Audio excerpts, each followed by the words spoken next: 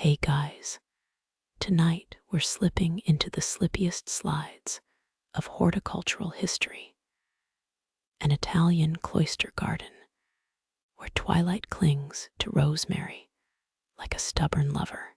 You're not here for cappuccinos or selfies, just you, some rusty shears, and enough crumbling mortar to make a preservationist weep. Reality check. That basket of clippings you're about to gather could double as a funeral bouquet if you underestimate these thorns. So, before you get comfortable, take a moment to like the video and subscribe. But only if you genuinely enjoy what I do here. Drop a comment with your location and local time. I want to know who's braving scorpions in Sydney versus moose in Manitoba. Now, dim the lights, maybe turn on a fan for that soft background hum, and let's ease into tonight's journey together.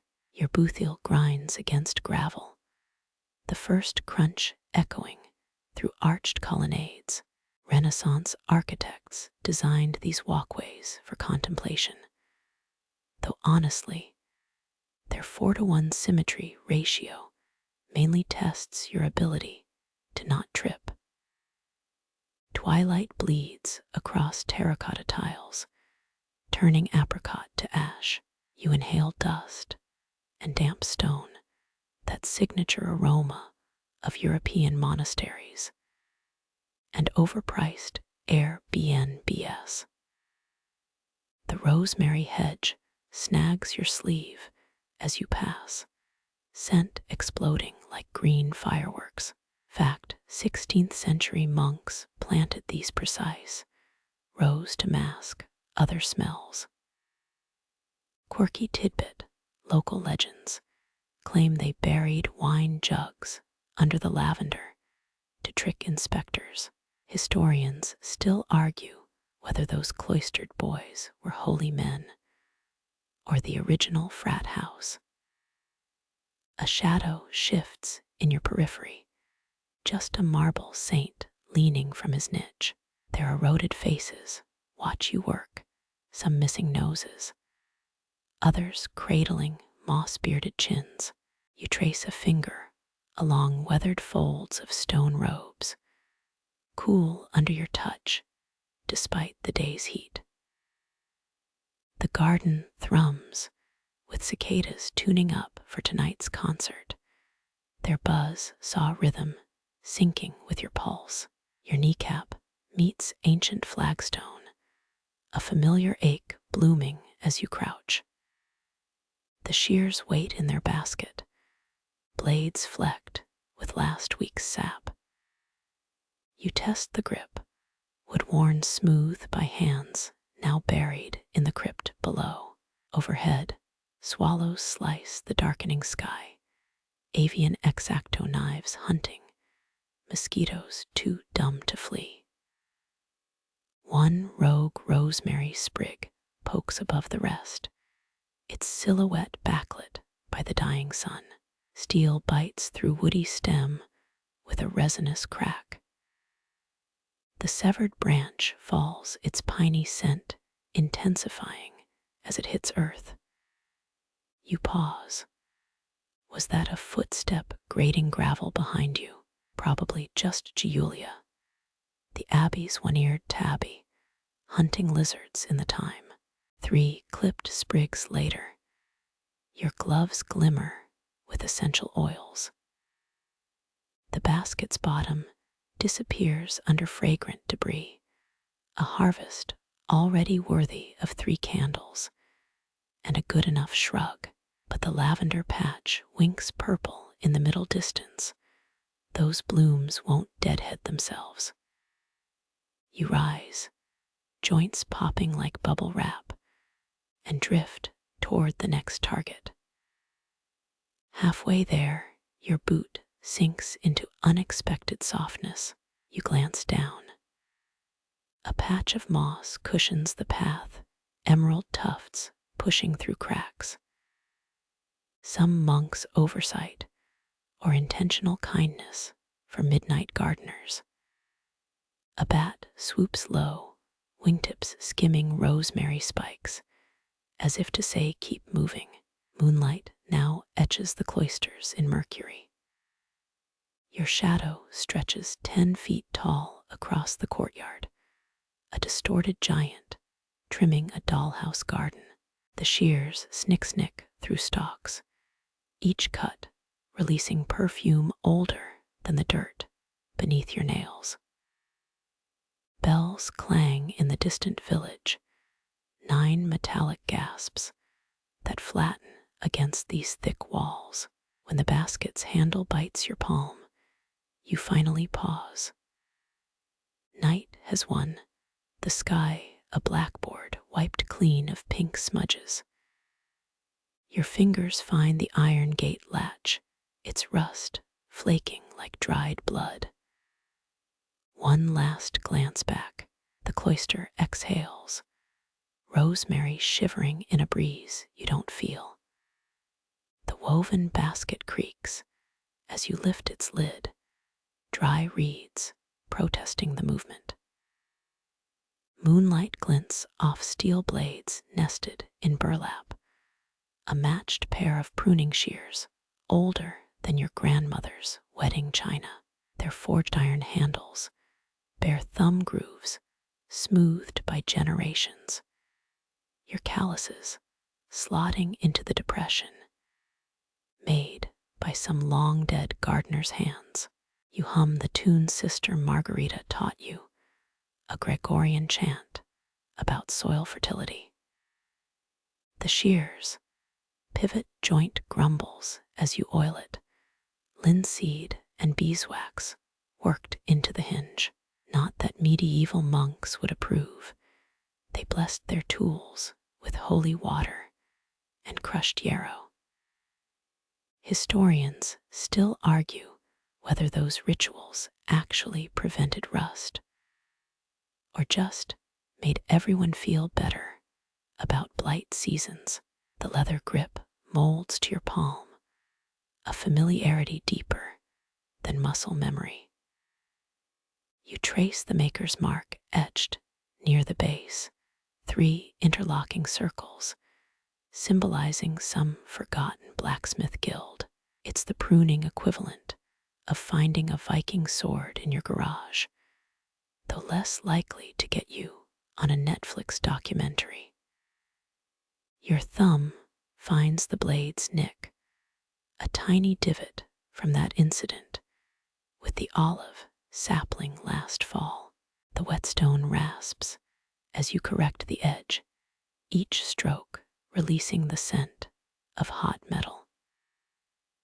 Roman ironworkers would recognize this sharpening song. Their trade routes once carried tools like these across Europe.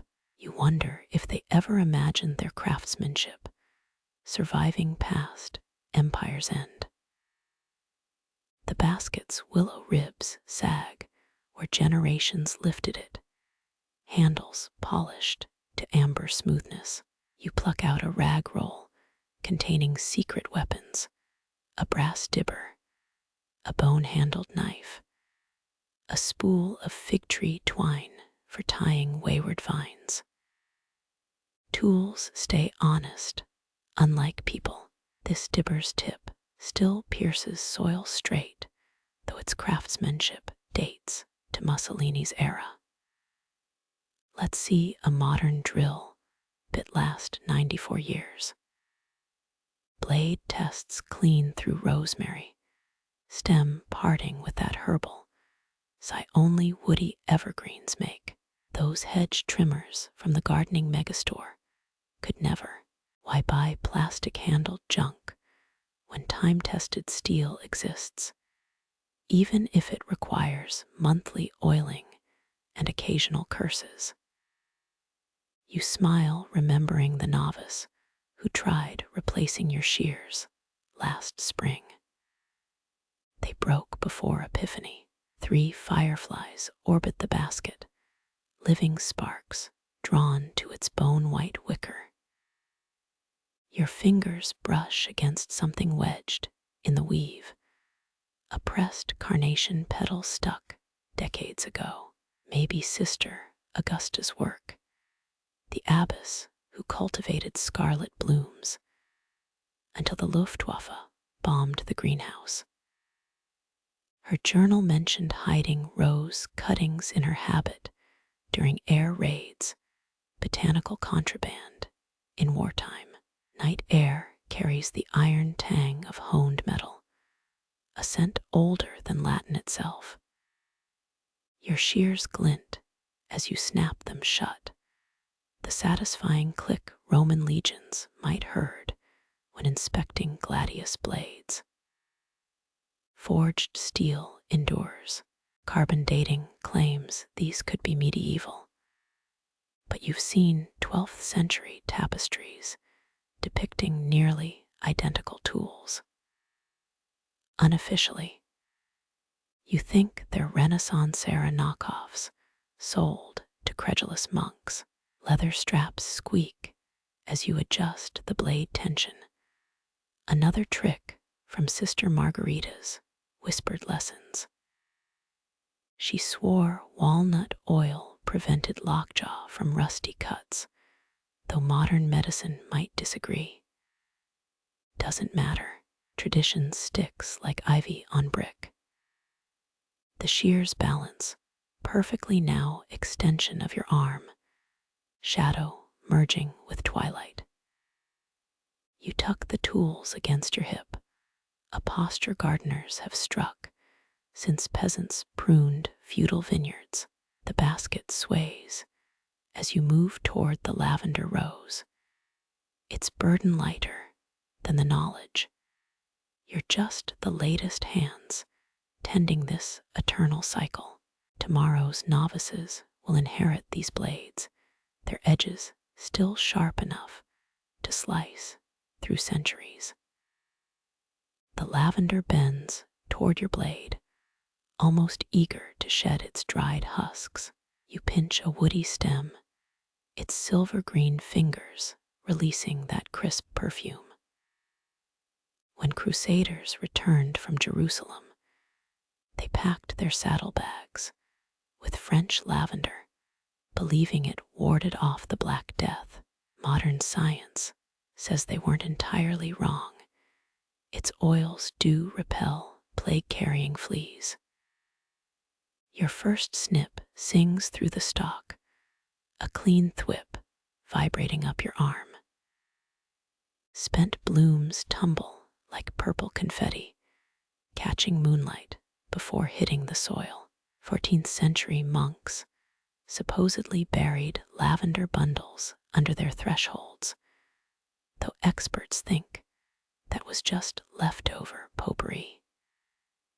Either way, the plants thrived. Your shears find their rhythm, old steel teeth chewing through brittle growth. A fat bumblebee clings to a fading flower, drunkenly refusing to vacate its bed. You work around his fuzzy bulk. He's earned this last sip of nectar. Your blades avoid the delicate new buds, swelling where yesterday's blooms once stood. Pruning's cruel math, sacrifice today's beauty for tomorrow's abundance. Monastic garden manuals called this the kindness of shears. The bush shivers as you thin its center, opening ventilation, tunnels through clustered stalks. Rot thrives in stagnant air, a lesson learned when mold claimed half the herb garden in 1527. Your glove brushes against a hidden spiderweb, the resident arachnid darting up your sleeve. You flick it off gently, no need for murder during sacred work. Dead stems snap faster than fresh growth, their hollow centers betraying them. Scholars still debate whether Renaissance gardeners pruned at night for spiritual reasons or simply to avoid summer heat. You've got your own theory. Moonlight reveals a plant's true shape. Shadows carve the lavender into lace, every misplaced branch obvious in silvered relief. Crushed leaves release their magic underfoot, each step conjuring sharper fragrance. You recall a medieval text claiming monks used lavender pillows to detect lies. Floral scent supposedly faded around deceitful visitors. Try dropping that fact during confession next week.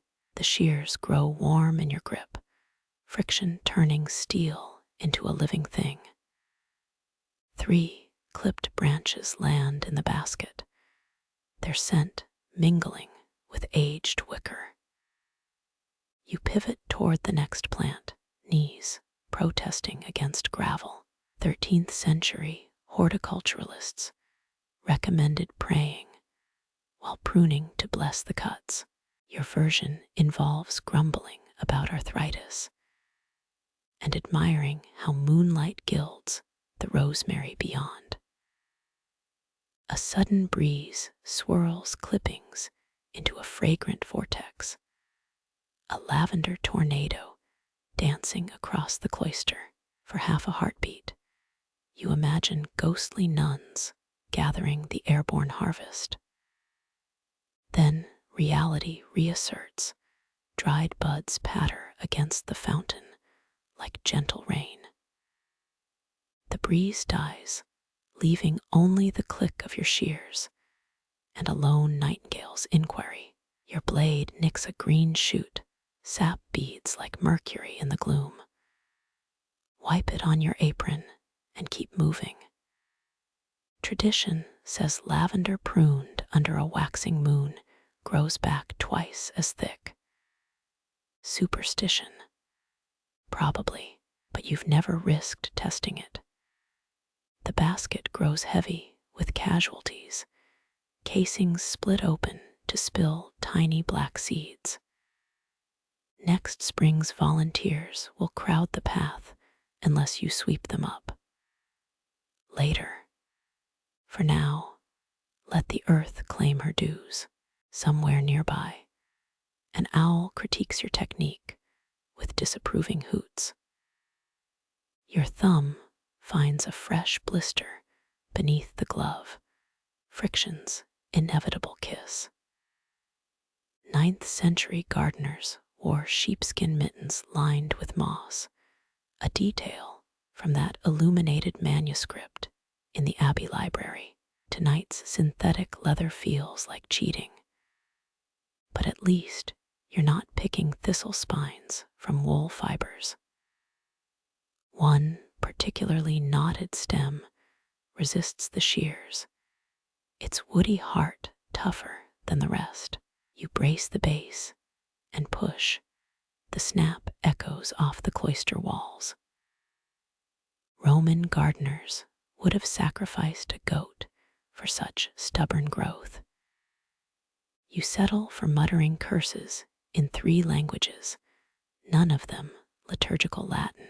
Moonlight pools around the last lavender bush, its silhouette resembling a crouching giant.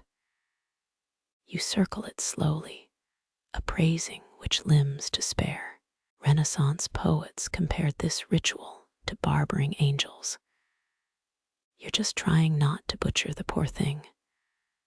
The shears bite deep, an irrevocable decision.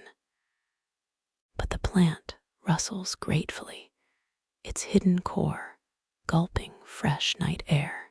Dawn remains hours away as you step back, adrenaline fading into bone-tired satisfaction. The lavender rows stand reshaped, patient soldiers awaiting reveille. Your basket overflows with discarded growth, now fodder for tomorrow's bonfire. Somewhere in the burnt remains, next year's phoenix of green already stirs. Sun-bleached tiles kiss your soles through thinning sandal leather, their stored warmth fading by degrees. The courtyard becomes a chessboard of light and shadow, each creeping darkness, a player in the game. Roman engineers designed these cloisters with hypocaust heating, though the monastery's founders deemed such luxury unholy. You trace a faint groove worn by centuries of pacing monks, their midnight meditations etched into stone. Cool air rises from the tiles now, zealous as a waiter removing a finished plate. Your shears sway like a pendulum, each snip keeping time with the dark's advance. 16th century herbalists swore moon-chilled metal made cleaner cuts, though you suspect they just enjoyed the dramatic imagery. Bronze blades would have turned your hands green anyway. Granite benches exhale stored sunlight, gentle as a sleeping child's breath. You pause to press your palm against one memories of noon's intensity trapped in mineral veins. Historians still argue whether the cloister's orientation aligns with forgotten constellations or just follows the abbey's drunken architect. The stones aren't talking. Shadows weave through rosemary hedges, darning the garden's frayed edges with black thread. You follow their lead, trimming stragglers that escaped daylight scrutiny. A 17th century cult supposedly worshipped the courtyard tiles as solar calendars, until the Inquisition repurposed their meeting hall for wine storage. Your sandal scuffs a faded sundial mosaic, its stone gnomon snapped off long ago. The rhythmic crunch of gravel syncs with your breathing, in through the nose, snip, out through the mouth. Night air carries the limestone's chalky sigh, weathered blocks, releasing stored memories of quarries and crusades. You sidestep a jagged crack, the 1783 earthquake's signature still legible to those who know the stones. Plume moths surge from the jasmine as you approach, pale ghosts fleeing your relentless advance. Their wings whisper secrets as they settle on moonlit statues across the courtyard. You resist the urge to wave the shears at them. These dust-frail creatures outlasted the Roman Empire. Let them have their moment. 3 nuns once spent a summer measuring shadow angles here, convinced they decoded divine messages in the dusk patterns. Their cellar-mildewed journals now line the abbey's eccentric literature shelf. Your own shadow stretches 10 feet tall, a spindly giant shearing phantom hedges. You salute it with your blades. The scent of warm stone mixes with night-blooming nicotiana, an olfactory illusion of sun-baked skin and pipe tobacco.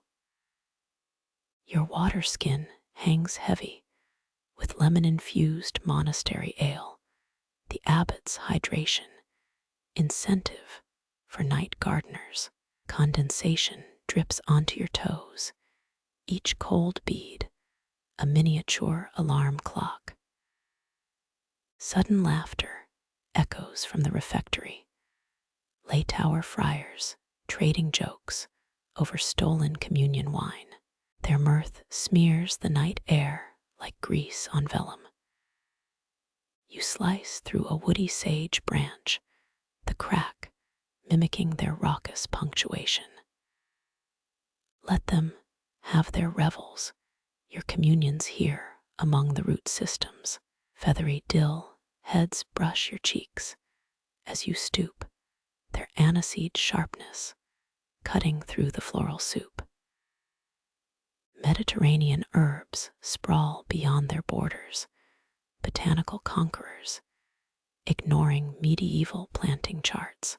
You play border guard with reluctant zeal. Carthage fell faster than this mint patch. Bats skim the courtyard, leather wings snatching moths mid-prayer. Their silent hunt paints fleeting Rorschach tests overhead. A droplet falls from your brow, landing on a tile with an audible plink. The sound seems to startle the darkness itself, shadows pausing mid-creep. Your big toe finds a missing tile, toothless gap in the courtyard's smile. Hollow earth beneath holds someone's 1943 wine stash, empty bottles clinking when winter rains come. You make a mental note to avoid this spot come December. The shears gleam dully, their edge no longer catching moonlight. Time to resharpen. A stray cat materializes on the garden wall, observing your work with imperial disdain.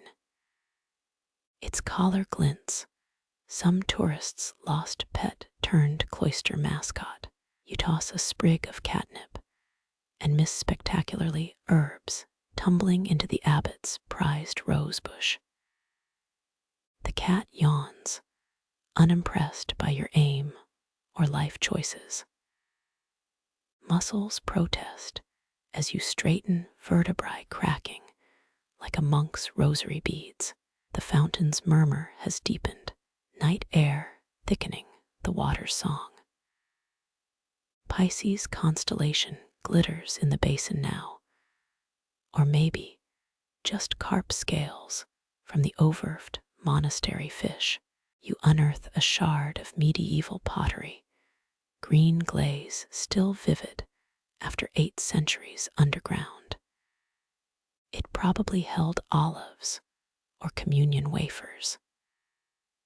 Now it cradles a struggling earthworm until you rebury both. The past and present hold hands briefly in the damp soil. Chilled fingers fumble the shears, your grip slipping on dewy handles. Legend claims a 14th century gardener pruned these herbs barehanded, calluses so thick they sparked flint.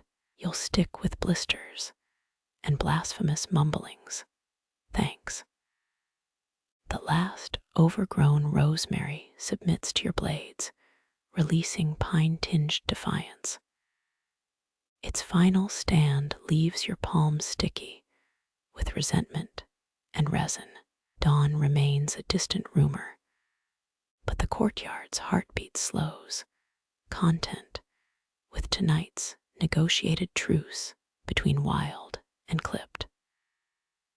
Moss velvetens the plinths underfoot your soles, skidding slightly.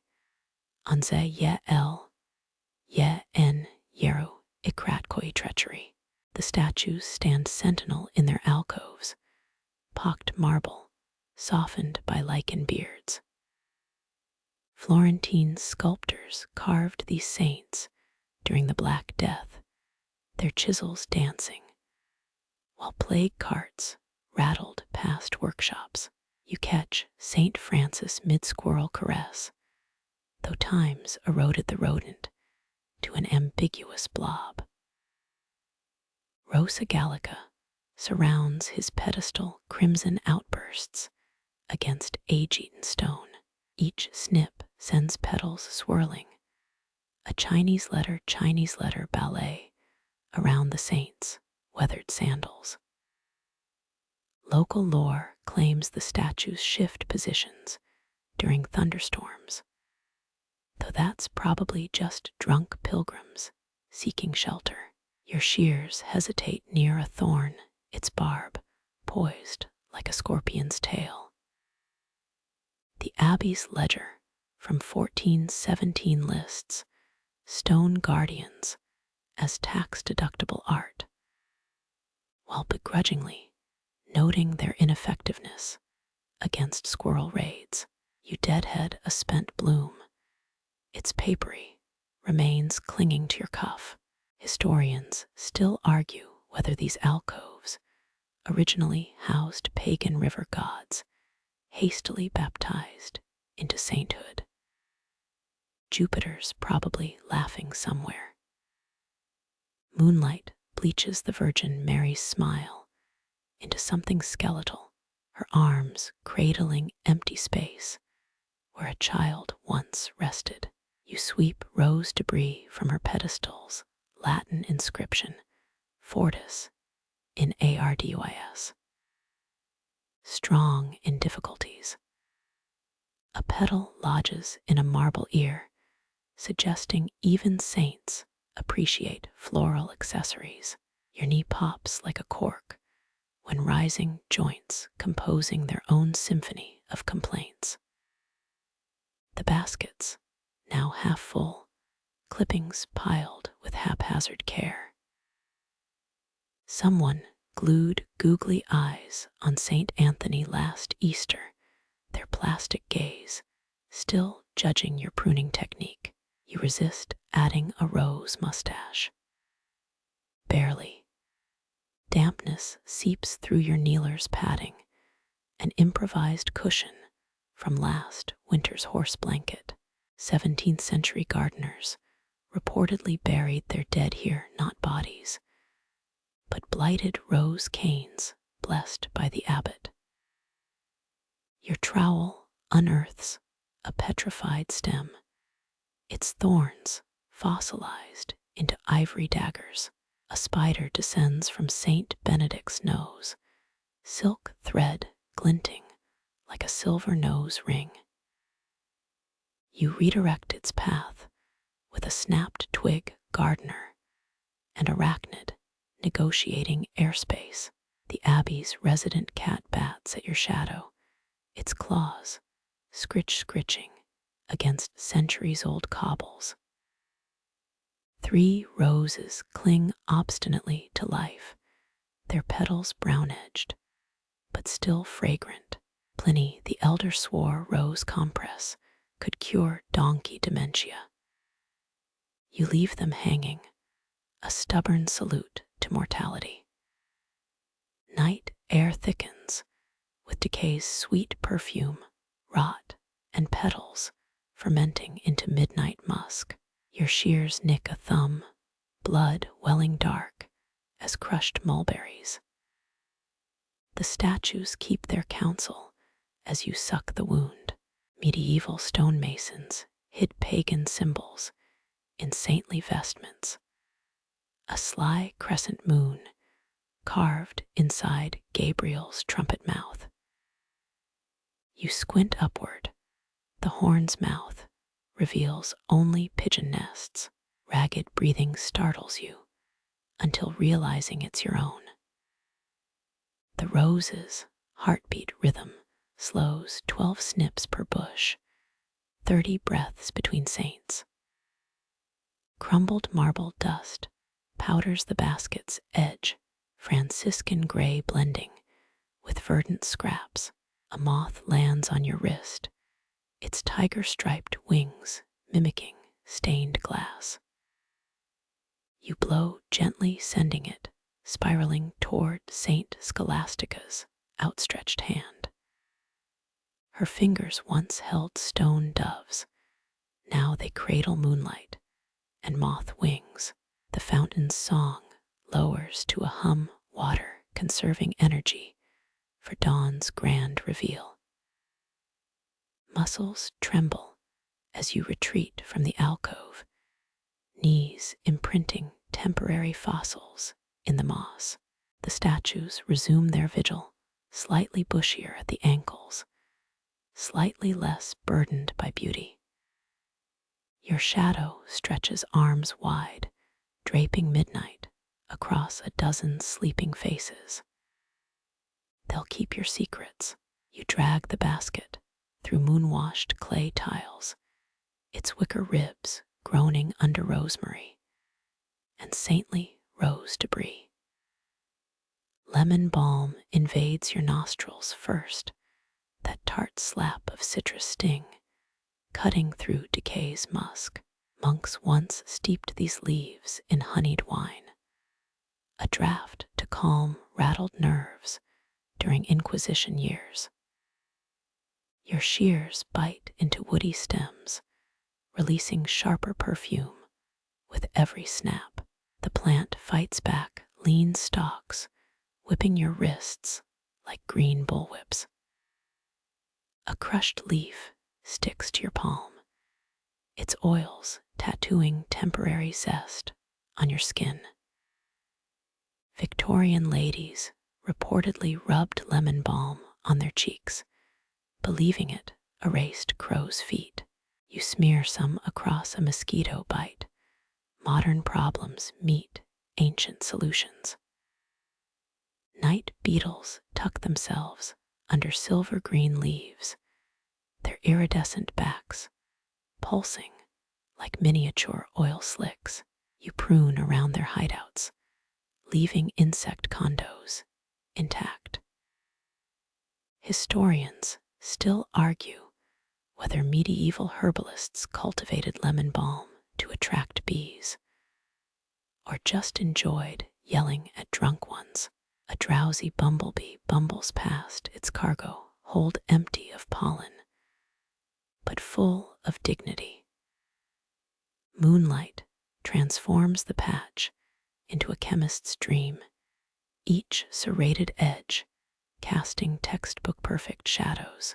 Your elbow knocks a ceramic pot, its label reading Melissa, officinalis in faded monastic script.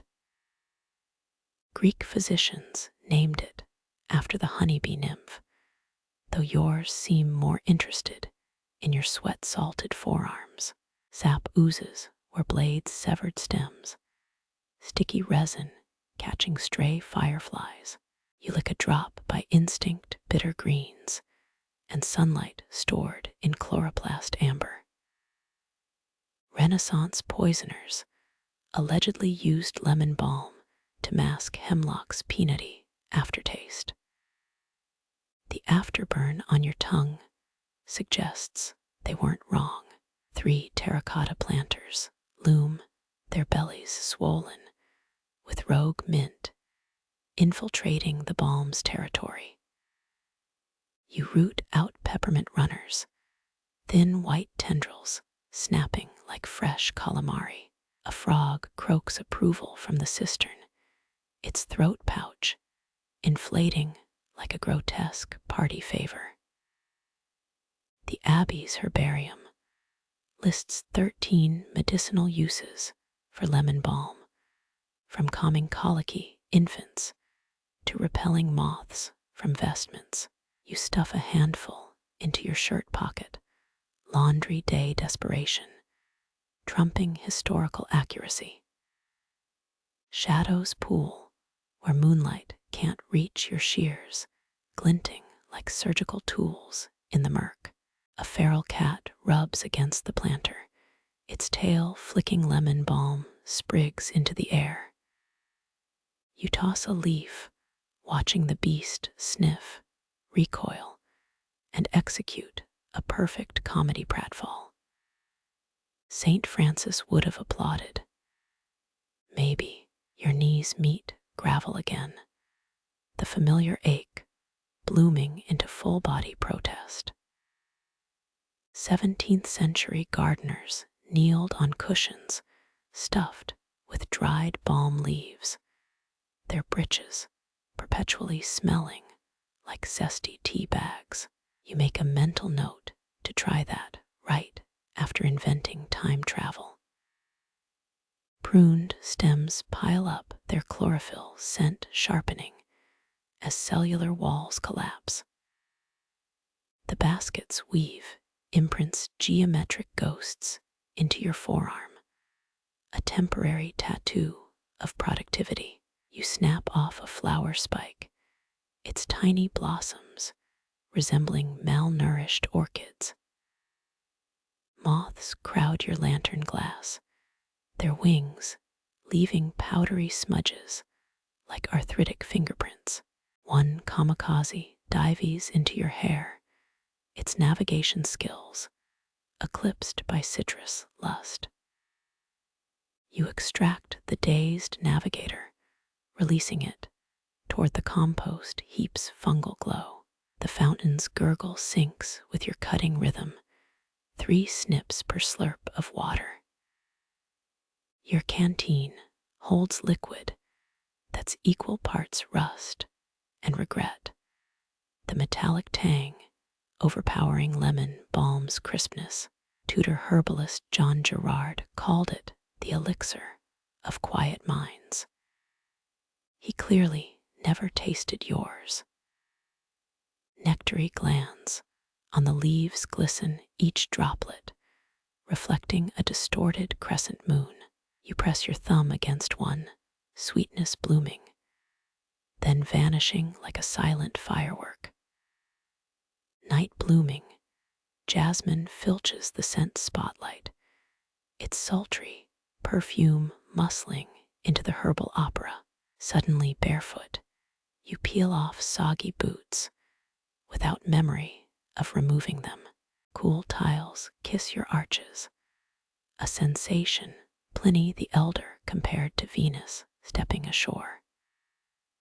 The blisters suggest he overstated things.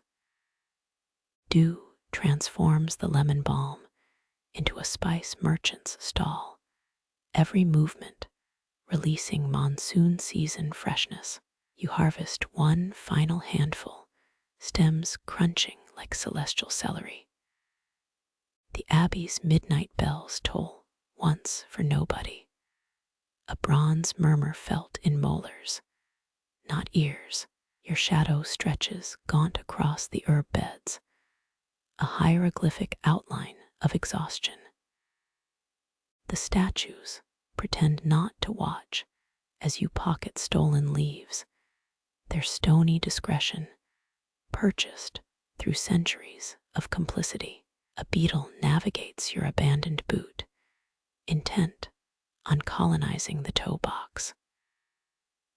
Lemon balm clings to your clothes like a memory, its ghost persistent through layers of sweat and soil.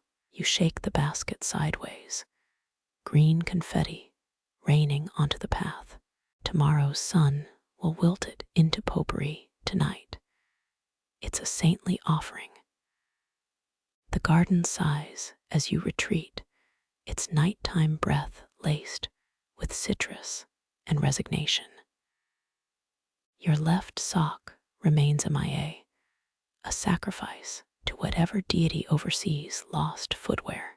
The fountain's murmur weaves through your pruning, a liquid counterpoint to shears' metallic whispers.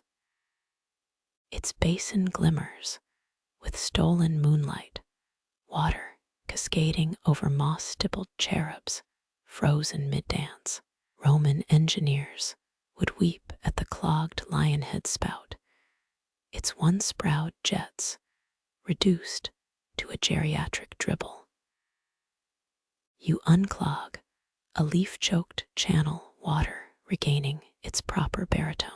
Worn carvings tell stories under your fingertips, a mermaid wrestling an octopus, grapes bursting with crystalline droplets. Someone chiseled Lorenzo, 1493, near the drain, a stonemason's signature outlasting dynasties. Historians still argue whether Medici gardens used lemon balm fountains to intensify citrus scents, or just enjoyed flexing hydraulic engineering. A displaced water strider skates frantic circles, its world upended by your maintenance. The basin's edge cradles centuries of mineral deposits, each calcium ring a tree trunk's ghost. You skim algae with calloused fingers, slippery layers surrendering to nail beds. Renaissance plumbers allegedly whispered secrets into these pipes, their confessions still bubbling up as gargled notes. Your reflection wavers in the murk, a grease-smudged moon floating beside Napoleon-era coins. 3 frogs launch from lily pads, their splashes syncing with distant cloister bells. 1 bold jumper lands in your basket, kicking rosemary sprigs like a miniature king trampling subjects. You grant amphibian clemency, watching it vanish into duckweed camouflage. 13th century nuns supposedly trained frogs to eat monastery vermin. The bloated bullfrog eyeing your ankle suggests they overperformed. Moonlight fractures in the cascade, each droplet prism bright before rejoining the dark. You cup a handful, chill piercing calluses to bone marrow. Crusaders carried lemon balm-infused fountain water as battlefield antiseptic. The sting on your cracked knuckles confirms age-old logic. Marbles line the basin's bottom, lost by novices during forbidden games. Your toes brush smooth glass, a candy-striped relic rolling against cracked tile. Baroque fountain designers hid singing chambers to amplify water's song, though yours just gurgles like a podcast host's stomach. The pump grumbles its medieval gears, protesting your cleaning efforts. Iron handles shaped like dolphin tails leave rust streaks on your palms. You crank harder, muscles singing until water arcs properly. Victorian visitors tossed silver spoons here for luck.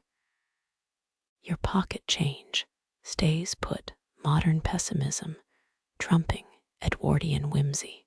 Algae returns minutes later, green tendrils swaying like underwater ballerinas. You surrender to the inevitability, nature's persistence, outmatching human order.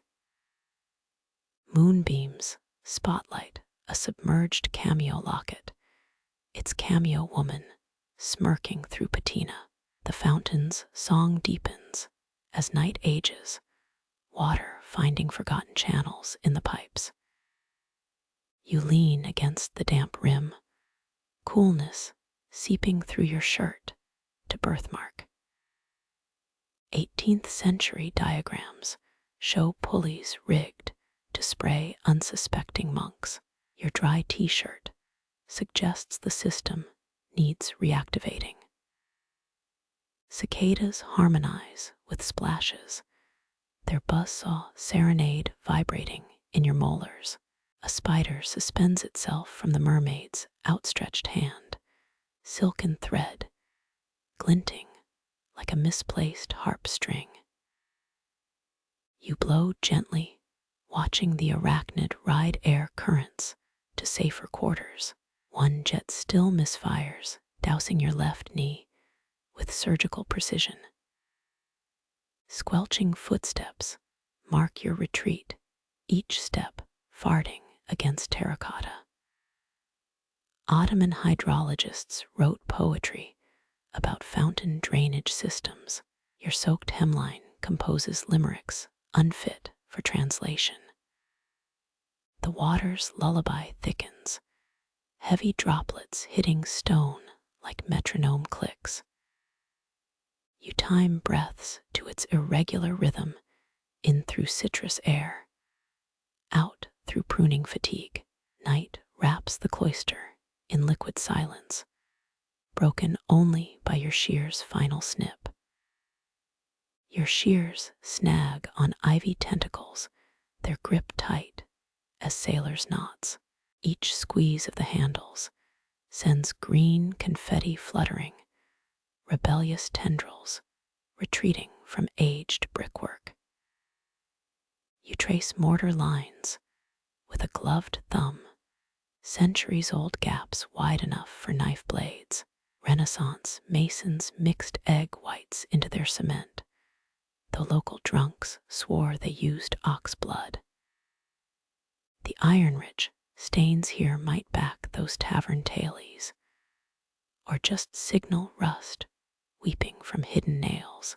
A particularly bold vine spirals up a column, tight as a barber's pole stripe. You sever its ambitions clean, the severed coil thwacking dust from ancient grooves. Historians still argue whether ivy strengthens or destroys medieval walls. The brick dust snowing your boots suggests a draw in this eternal match.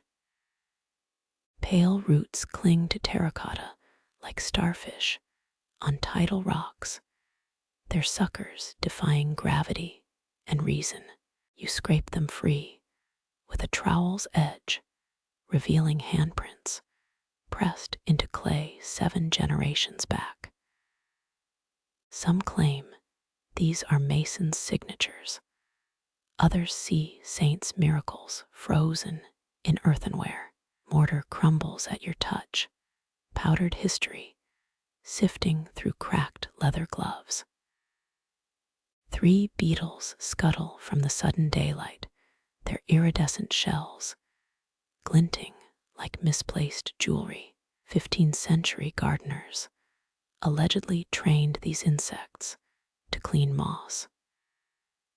Their chaotic retreat argues against any formal education.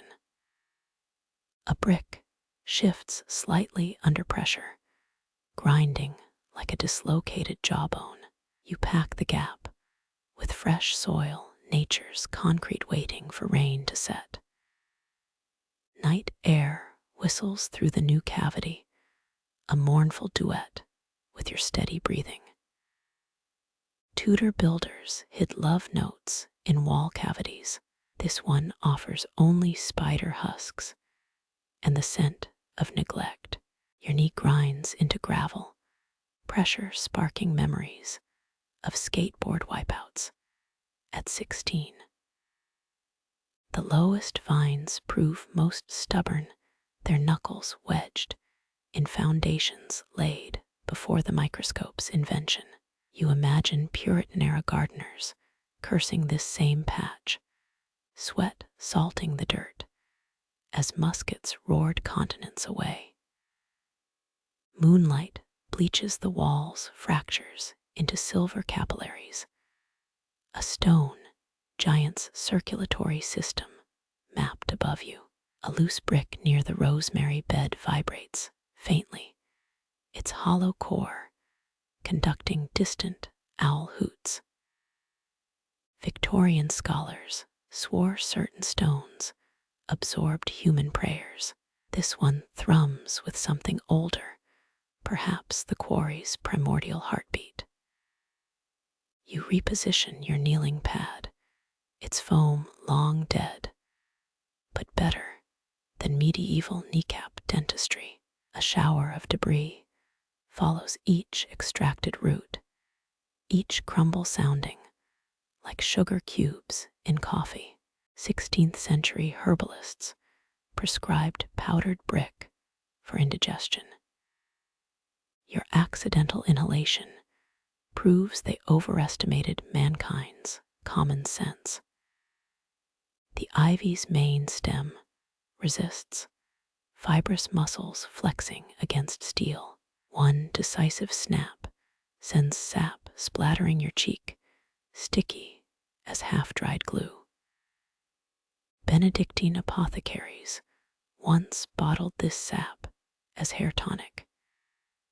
You swipe it off, mentally apologizing to some long-dead monk's cosmetic hustle. Fresh gaps in the foliage unveil carved symbols, a stonemason's doodles or clandestine sigils. One resembles a turnip, another a sailboat angled toward imagined seas. Revisionist theorists claim these mark plague-era food caches. The lack of buried onions suggests otherwise. By the time you reach the coping stones, even the ivy seems tired, new growth, thin as tavern gruel. Your final cuts drop waxy leaves onto a thrush nest, its occupants long fledged and forgotten.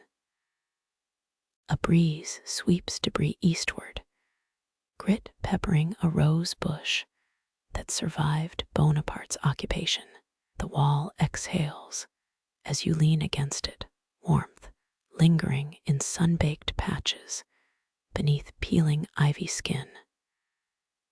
Your water flask tastes faintly of algae and metal, a cocktail Caesar's troops would have filtered through wool. Tiny landslides of mortar continue behind you, soft thuds marking the night's quietest rebellion. The last mortar pebbles settle just as the cicadas strike up their rasping choir, nature's orchestra tuning with your blades snick-snick. Their drone weaves through the laurel hedge, syncopated buzzing that predates Rome's fall. Roman legions supposedly stuffed their helmets with cicada shells for luck. You're just glad they're not inside your gloves. Fireflies emerge near the compost mound, their cold sparks mirroring the constellations above. One lands on your shears, turning the rust spots into temporary constellations. Victorian ladies pinned live ones in their hair, combs for moonlit balls. This one departs swiftly, a better class of insect. Your next cut releases a burst of rosemary oil, pungent enough to clear a basilica's worth of sinuses. The cicadas briefly pause, as if offended. Historians still argue whether ancient Mediterranean cicadas sang louder due to warmer climates. Judging by tonight's decibel level, your team-glad steam engines drown them out. 3 fireflies orbit your head disco lights for this green-thumbed rave. Their glow shines through the laurel leaves like stained glass in reverse. Medieval apothecaries ground up their tails for love potions. You resist the urge to swat. These little guys have suffered enough pseudoscience. A beetle joins the light show, iridescent wing cases catching stray illumination. It climbs your boot, undeterred by your amused snort. Renaissance scholars believed beetles could predict thunderstorms. This one seems more interested in your frayed laces than meteorology. The shears rhythm syncs with insect hums, 3 snips to every buzz. You're basically DJing for arthropods now. Somewhere a frog croaks, the bass drop to your mid-range symphony. 17th century koi ponds used frog song to deter burglars. Your unseen amphibian sounds more interested in critiquing your pruning form. A moth alights on your wrist, wing patterns mimicking owl eyes. Its feathery antennae tap your pulse point like a tiny lie detector. Aztec emperors wore live moths as brooches. This freeloader settles in, probably expecting a nectar bar and velvet ropes. You accidentally kick a pebble into the hedge, triggering a wildfire of blinking protests. Fireflies scatter like sparks from an anvil. Roman vineyard guards used captured ones as emergency lamps. Their indignation tonight needs no translation. You murmur apologies to the glowing cloud. Cicadas crescendo as you deadhead the last lavender spike, their vibrato bouncing off the cloister walls. One clings to your sleeve, vibrating your bones like a poorly tuned cello. Tudor gardeners blamed these concerts for souring wine barrels. The real crimes your earlobes, functioning as acoustic amplifiers. Moonlight reveals a spiderweb stretched between shears and hedge dewdrops, amplifying each silk strand. The eight-legged engineer rappels down, testing guidelines. Herodian architects allegedly modeled aqueducts after similar webs. This Charlotte of the Cloisters rebuilds her masterpiece, undaunted by your towering presence. Your water flask's condensation attracts a thirsty moth, brigade their proboscises sipping droplets with needle precision. Byzantine emperors drank moth-wing tea for vitality. You recork the bottle fast, not keen on scaly aftertastes or imagined immortality. The fireflies return in force, dousing the garden in bioluminescent confetti. Their dance outlines a path toward the bell tower, a runway for some six-legged Boeing 747. Pliny, the elder, swore they guided souls to the afterlife. Tonight's flight pattern suggests someone's grandma took a wrong turn at the Rosemary. Cicadas' sudden silence hits like a dropped needle off vinyl. Your shears hang mid-snip in the vacuum. Even the fountain holds its breath. Then the owls start, their hoots stretching across the paws like bows on cello strings. Nocturnal shifts, changing guard with typical feathery drama. A ladybug hitchhikes on your thumb, its polka dots glowing like stoplights. You transport it to a rosebud, avoiding aphid patrols. 9th century farmers considered them airborne good luck charms. This one's luck involves not getting squashed during your next olive branch trim.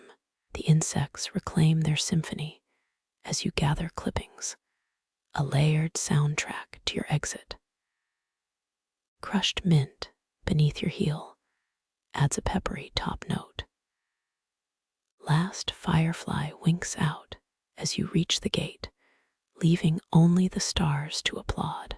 Moonlight transforms your basket into a constellation bowl, each sage sprig glowing like celestial chart lines. You tuck thyme bundles against lavender, their gray-greens bleeding into night's palette. Medieval monks lined their baskets with lambswool to cushion sacred herbs. Your calluses provide all the padding needed tonight. A rosemary branch cracks louder than expected, the sound ricocheting off cloister walls. 18 generations of gardeners probably jumped at that same noise. Renaissance herbalists believed plants harvested under a waxing moon held stronger magic. You're just hoping the night shift doesn't require hazard pay. Silver nettle leaves cling to your sleeve Velcro before Velcro existed. Historians still argue whether Roman soldiers used them as makeshift bandages. Their tiny hooks dig into linen, nature's reminder to handle with care. Or else, your thumb brushes a moonflower vine, its tightly furled blooms resisting the night. Victorian enthusiasts swore these blossoms could reflect lovers' faces at midnight. You check just your own tired smirk and a smudge of potting soil. The wicker creaks under chamomile mounds, their daisy faces bowed like supplicants. Byzantines burned the flowers to ward off malarial vapors. Tonight's harvest smells better than any fumigation, sweet and apple-scented, despite the darkness. One particularly perfect lavender stem stops you, its geometry worthy of Euclid's scrolls. You place it diagonally across the basket, defying ancient stacking traditions for aesthetics. Who's the rule breaker now? Cistercian horticulturists of yore. A walnut shell skitters across the path, some midnight rodent's idea of comedy. 14th century nuns stored herbs in them to mask medicinal smells. This one's strictly for landlubber ping pong, judging by the mouse tracks. Your elbow brushes a hypericum shrub, yellow petals showering like confetti from a failed parade. Crusaders carried St. John's wort to repel evil during night marches. These fallen blossoms just repel your dignity as you shake them from your hair. The basket's weight settles into your hip, a familiar anchor against the dreamlike garden. Moonlight pools in its weave, creating a checkerboard of shadow and spectral glow. Ottoman gardeners measured harvests by how much moon showed through the gaps. Yours scores a solid, haunted chessboard on their old scale. Foxglove leaves crisp under your touch, their toxic potential muted by velvet darkness. Tudor herbalists once rubbed them on aching joints, risking death for temporary relief. You handle them like unstable chemistry, respectful of their double-edged legacy. Stone-a-crop clusters break off too cleanly, sounding like tiny bones snapping. They hit the basket with a rain of fleshy clicks. Legend claims druids arranged them into glowing runes during lunar eclipses. Your pile resembles more of a succulent junk drawer. 3 fireflies kamikaze into the basket, trapped by aromatic walls of mugwort and yarrow. They bump against comfrey leaves like drunkards in a verdant maze. Pliny wrote about using firefly light to read botanical scrolls at night. These idiots couldn't illuminate a grocery list. You reposition chamomile heads to cushion their escape flower bed as taxi service. The drunkest firefly loops twice around your head in thanks. Or maybe mockery. Entomology's never been your strong suit. A night heron's croak echoes from the fish pond. Your cue, the world's still awake beyond this green cocoon. Its ancestors probably scolded monks, stealing water lilies for insomnia remedies. This one's complaints center on disrupted frog hunting. If the splashy retreat means anything, the final branch, a woody hyssop sprig, refuses to sit flush with the others. You snap it into thirds, the sound echoing like a starter's pistol.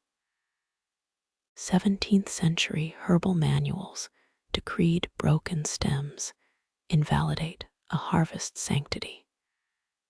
Take that, dead guys in itchy robes. Dew soaks through your knees as you rise, the earth releasing its cold grip. Your shadow stretches across the path, elongated into something from a chapbook woodcut. 16th century woodcut models probably ached worse than you. No Advil, just ale and prayer. Wind riffles the basket's contents, lifting lemon balm leaves like tiny green flags of surrender. The scent follows you toward the compost mound, a fragrant breadcrumb trail. Moonlit harvest done, you leave the garden sighing behind its trimmed edges content until the sun betrays them. Your boots crunch across gravel toward the shadowed giant, its twisted silhouette blotting out starfields. The magnolia's roots buckled paving stones decades ago, now forming steps for your ascent. Waxy blossoms glow overhead, pale as nuns' wimples in moonlight. Peeling bark reveals flesh the color of old parchment under your glove. These trees outlived dinosaurs, their flower design perfected before bees existed. A sucker stem resists your shears, sap blood pulsing where blade meets bark. 18th century nobles drank magnolia bark tea to cure hiccups and possibly bankruptcy-induced indigestion. Moonlight filters through leaves, projecting Rorschach blots across your arms. You whisper apologies to dormant buds, green torpedoes wrapped in felted cases. Historians still argue whether medieval infirmarians knew magnolia's pain-killing properties, or just enjoyed getting pleasantly drowsy while pruning. Deadwood snaps like chicken bones, the sound swallowed by the trunk's thick hide. Each fallen branch reveals claw marks from long-gone garden bears. Renaissance botanists trained bears to climb for seed pods, an arrangement that probably ended poorly. Your blade scrapes lichen from a burl, exposing initials carved during Garibaldi's uprising. 6 lovers' names worn smooth by decades of bark growth. The oldest reads a +V inside a heart violeta. Vincenzo, the tree keeps its secrets tighter than closed buds. Sap coats your glove, resin thicker than treacle and twice as clingy. You wipe it on ivy leaves, creating accidental flypaper for unlucky moths. Ming Dynasty artists used magnolia resin to preserve silk paintings. This glop's destined to become someone's frustrating morning discovery. A sucker sprouts near the base, its ambition exceeding the root's goodwill. You sever it clean, the cut smelling of lemons and fresh bandages. Night air surges into the wound, a tree's version of sucking teeth. 3 fireflies orbit the canopy, living sparks against creamy petals. Their light reflects in sap pools, creating watery constellations underfoot. Victorian spiritualists claimed magnolias housed souls of departed horticulturalists. You half expect a spectral hand to correct your pruning technique. The trunk's southwest side stays stubbornly barren, a botanical mystery clad in moonlight. You sprinkle iron nails from your apron pocket, rusted relics from last season's repairs. 20th century gardeners swore buried metal cured chlorosis. Science frowns, but the ritual feels right tonight. Wood doves murmur disapproval from upper branches, feathered critics of your nocturnal industry. Their ancestors witnessed Medici's and cardinals. Now they judge your suckering skills. One drops a petal on your head, floral applause, or arboreal sarcasm remains unclear. Your shears nick a bud sheath, milky sap wells up like a scream. You press moss to the cut. Pharaonic priests used similar poultices on sacred trees, a modern apology whispered through gardening gloves as the magnolia shudders. Twilight's first blush pinks the eastern sky, dawn elbowing its way into your sanctuary. You retreat from the great trunk, stone pavers cold through thinning boot soles. 43 suckers fill the trug, a decent night's work by any arboreal standard. The tree sighs, or maybe wind stirs its million leaves. You choose to believe its gratitude. Your neck cranes back, stars prickling through cypress fingers like needle holes in black velvet. The dipper's handle points toward Mount Vesuvius's silent bulk Roman sailors, once steered by its tilt. A satellite winks across Draco's tail, modern cheekiness disrupting the olden zodiac parade. You trace Cassiopeia's chair with your shears, blade edge catching starlight between rosemary hedges. 13th century monks timed pruning phases to Orion's belt movements. Moonlight gardening with celestial punch cards. The method failed spectacularly during eclipse years, great for tomatoes, terrible for topiaries. Pleiades cluster pulses above the well house, 7 sisters blurred by your tired eyes. Renaissance stargazers claimed those stars controlled herb growth cycles.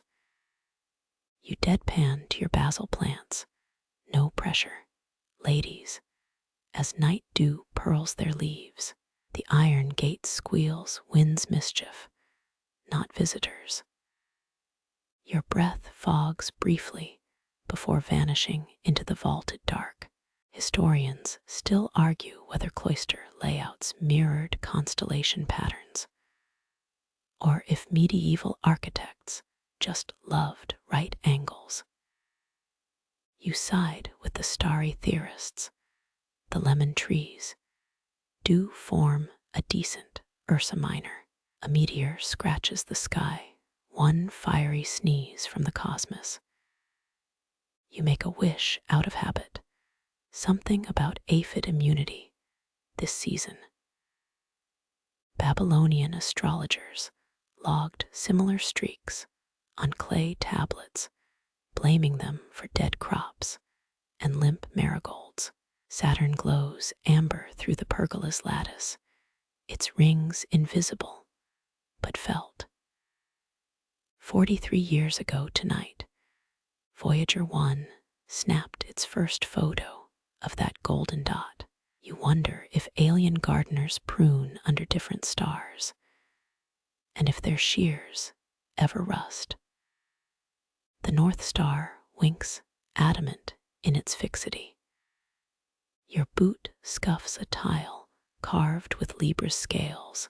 Carthaginian farmers planted olive trees when this constellation ruled centuries before Rome salted their fields. The roots here remember. Cool stone bites through your apron as you lean against the sundial. 18th century horologists argued its gnomon should bend to account for Earth's tilt, their equations scrawled on ale-stained parchment. You prefer its stubborn wrongness, a relic protesting temporal drift. Crickets pause their silence, making room for the Milky Way's crawl across the sky. A Roman cookbook advised seasoning lamb under specific constellations, ensuring rich flavor and meek temperaments. You mentally bookmark the idea for Easter dinner. The Abbey's bell tower cuts Sagittarius in half arrow, aimed eternally at the compost heap. 3 generations of cats yowled from that spire guardians against star mice, nibbling the heavenly cheeses. Their descendants hunt voles in the carrot patch tonight. A bat skirts the cypress crowns, wing membranes translucent as stained glass. Its flight path mirrors Scorpius's curve, bioluminescence, replaced by echolocation's sharp poetry. You envy that aerial map your own GPS needs rosemary markers and chipped statues. Dew soaks your collar, celestial navigation, turning terrestrial. The moon's craters blur as you blink up, Galileo's sketches dancing behind your lids. His trial transcripts gather dust in Vatican vaults. Your pruning gloves gather chamomile pollen. Light pollution smudges the southern horizon, Florence's glow, disrespecting Cassiopeia's reign. You've read Venetian, laws prohibiting bright lanterns during vintage seasons, protecting grapevines, astral influences. Maybe cities need modern constellation police, ticket book in one hand, star charts in the other. The plow dips toward the horizon, its galactic soup spoon emptying. Dawn's advance guard pinks the bell tower's eastern face. Your toes curl in damp boots, each step back to earth, weighted with unfinished starlight. Your shears click shut, a metallic period to the night's celestial sentence. The garden exhales jasmine and comet, dust, air thick with stories older than pruning. Somewhere above, Andromeda spins her tail, a trillion stars pruning the dark between galaxies. Your boot sinks into newly turned earth, loam cool and yielding as risen dough. Spring rains have worked their alchemy, black gold smelling of decay and promise. You kneel, palms pressed to soil, still humming with the day's warmth. 400 years ago, Benedictine monks buried fish heads, here their version of fertilizer for medicinal herbs. The practice died with the last Spanish abbot, allegedly choked on a trout bone during vespers. A worm glistens in your palm, pink flesh recoiling from moonlight. Medieval gardeners believed these wrigglers hatched from raindrops, a theory you test by staring at cumulus clouds.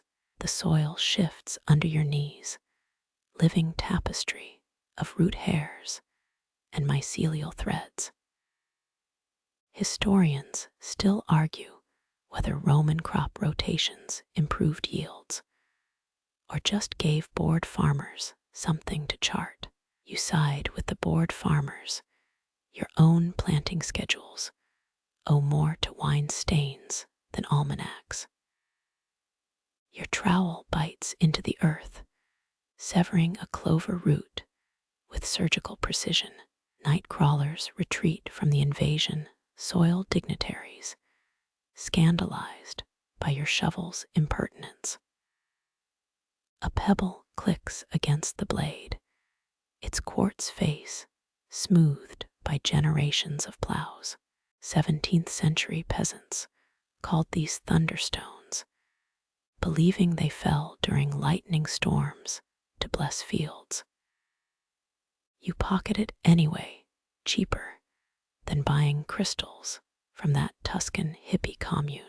The compost heap steams faintly, a dragon's breath rising from carrot peels and apple cores. Rot has its own elegance here, eggshells crumbling into star patterns, coffee grounds sketching Milky Way swirls. You bury kitchen scraps beneath the fig tree, its roots thirsty for nitrogen and yesterday's pesto. Somewhere below, a mole rearranges your work, blind architect, tunneling through lasagna layers of mulch. Dew forms on your wrist, droplets merging with soil, until skin becomes earth. Your nail beds darken black crescents, mirroring the waning moon overhead. Renaissance herbalists considered dirty hands a mark of piety, filth as divine as the herbs they tended. You flex muddy fingers, half expecting to write psalms in the flower beds. The basket creaks as you arrange dandelion greens, their bitter sap staining the wicker. For every plant you prune, 3 weeds surge in midnight rebellion. Carthusian monks reportedly fasted on these bitter leaves during Lent, their devotion turning salads into sacraments. You rinse a sprig in your water flask. The taste confirms sainthood requires stronger stomachs. A beetle skitters across your notebook page, leaving hieroglyph tracks in the margins. Its iridescent shell flashes Tyrian purple royal dye, once worth more than silver. You imagine Byzantine emperors squinting at your garden notes, puzzled by doodles of carrot fly traps. The insect flies off, dismissing your diagrams as peasant art. Your heel crushes a fledgling mushroom. Sulfur yellow dust puffs up like cursed glitter. An old groundskeeper's tale whispers that these fungi sprout where angels coughed. You scrape the mess off your boot, wondering if heaven has a flu season. The moon dips low, its silver leaching into soil until everything glows gray-blue. 19th century orchardists buried mirrors to catch moonlight, believing it hastened fruit ripening. You check the pear trees, no reflected glow, just hard green fists of unborn fruit. 2 worms entwine in a nuptial dance, slimy and poignant as a Vermeer painting. Scientists only confirmed their hermaphroditic rituals in the 19th century. You give them privacy, regardless. A centipede spirals up your trowel handle, its legs tickling like a dozen paintbrush bristles. You blow it gently into the lavender, a living party favor for the night shift. The soil vibrates faintly, subterranean currents from some buried stream or forgotten crypt. 30 feet down, Etruscan irrigation channels still vein these hills, ghost waterways feeding modern roots. Your palm lies flat on cool earth, feeling nothing but the pulse in your own wrist. Ants swarm a crushed raspberry, their articulated bodies shimmering like chainmail in the half-light. Pliny, the elder, swore ants carried medicinal secrets, prescribing crushed thoraxes for sore throats.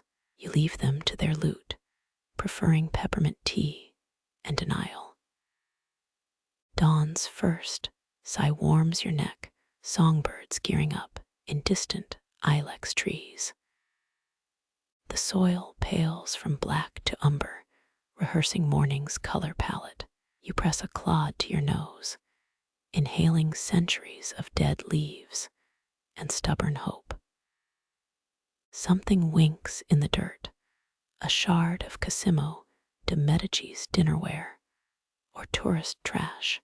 Either way, you tuck it in your apron, history and garbage blending at this hour. The worms sing silent hymns below, their moist bodies writing the earth's oldest score. Your knees protest as you stand joints popping like Tudor floorboards. The basket weighs heavy with weeds and wonder, last night's harvest of transitory things. A spider traverses your abandoned trowel, webbing steel to soil in filigree bonds. You leave it weaving artist in residence for the compost realm. Fresh footprints dent the bed, your own treads erased by dawn's leveling light. The garden breathes behind you, sated and restless as a sleeping giant. Somewhere beneath your retreating boots, seeds crack open in the dark. Moisture pearls on camellia leaves, each droplet bending moonlight into fractured halos. You lean closer, breath fogging the crystal lenses, revealing vein patterns like antique lace. 19th century tea masters prized these leaves, their camellia sinensis. Cousins fueled Edo period ceremonies you can barely afford to visit. A bead rolls down your forearm, sweat and mist becoming indistinguishable. The air thickens with petrichor, that earthy incense of damp soil and crushed chlorophyll. Your shears snick through damp rosemary, water amplifying each cut's musk. Renaissance alchemists collected dawn dew in silver bowls, believing it held youth elixirs if gathered under Gemini skies. You swipe a wet leaf across your neck, cheaper than unicorn horn powder, and almost feel 20 again. Fog snakes through boxwood hedges, turning pathways into smoke-filled canals. Your heel skids on slick flagstones, a near tumble avoided by grabbing ivy. Historians still argue whether Roman aqueduct builders used snail slime as hydraulic mortar. You're just glad they didn't charge extra for it. The ivy leaves leave sticky imprints on your palm, vegetable fingerprints, accusing you of poor balance. Dew soaks through your trouser knees, chilling flesh despite wool's promised warmth. You examine a droplet's magnified world, a watercolor blur of stomata and aphid legs. Aztec rain priests wore garments dampened overnight their robes, becoming living weather maps. Your own clothes cling like second skin, a peasant's version of mystical attire. A soaked spiderweb sags between lemon trees, its architect huddled under a leaf umbrella. Each silk strand glitters like a diamond necklace dropped at a ball. 18th century French aristocrats actually wore dew-drenched wigs, the ultimate in impractical glamour. You snap a photo with your mind. This web deserves better than Versailles ever did. Water pools in the marble birdbath, its surface rippling with each falling drip. You pluck a floating magnolia petal, its edges browned like old parchment. 10th century Persian poets compared such petals to lovers' lips, a metaphor that gets creepier the longer you think about it. The petal sticks to your thumb, nature's reluctant post-it note. Mist condenses on your tools, shears bearded with liquid silver. You wipe them on your apron, leaving streaks like comet trails. Victorian gardeners believed oiled blades hurt the plant's feelings, hence the rise of velvet-gloved topiary artists. Your calluses scoff at such delicacy. These hands have seen dirt under their nails since puberty. A drip lands down your collar, cold shock racing along vertebrae. You arch like a spooked cat, earning a chuckle from the garden's shadows. Weather vanes creak on the cloister roof, their rusted roosters preaching about wind direction. Medieval peasants thought dew-cured warts, your dermatologist, would charge €300 to disagree. The moon bleeds silver through thinning clouds, its light watery and diffuse. You wring out your sleeve over basil, giving the pesto future extra hydration. Byzantine emperors sent servants to collect Cypriot dew, believing it made their wine taste like ambrosia. The basil perks up either from hydration or lack of imperial expectations. Frogs croak near the cistern, their throats puffing like tiny bellows. You spot one perched on a lily pad, its skin jeweled with droplets. 16th century Dutch painters spent lifetimes capturing this glistening effect. You get it for free with every blink. The frog leaps, shattering its liquid diamonds across the pond's black mirror. Your boot prints fill with water, forming temporary wells for midges to drown. You press a finger into the mud, watch the indentation brim like a baptismal font. Tasmanian whiskey distilleries still use Dawn Dew for their rarest blends. Marketing teams call it Sky Vodka. You make a mental note to stick with store-brand bourbon. Shivers creep up your calves, a cold reminder that linen dries too slowly. You slap damp fabric against your legs, improvised CPR for circulation. Tudor laundresses sang to drying sheets, their ballads speeding evaporation through sheer folk magic. Your hummed Bowie covers aren't helping, but the rosemary seems into space oddity. The cloister's gargoyles drip rainwater from stone tongues, a slow metronome to your pruning. One grotesque wears a snail shell as a hat, mollusk armor gleaming under waning moonlight. Gothic masons hid laughter in these carvings. Cockroach wings on saints, a frog playing lute. You flick water at the grinning stone, payback for 8 centuries of mockery. Dawn's first blush warms the fog, turning mist into gold-edged veils. Steam rises from the compost heap, a phantom stretching translucent limbs.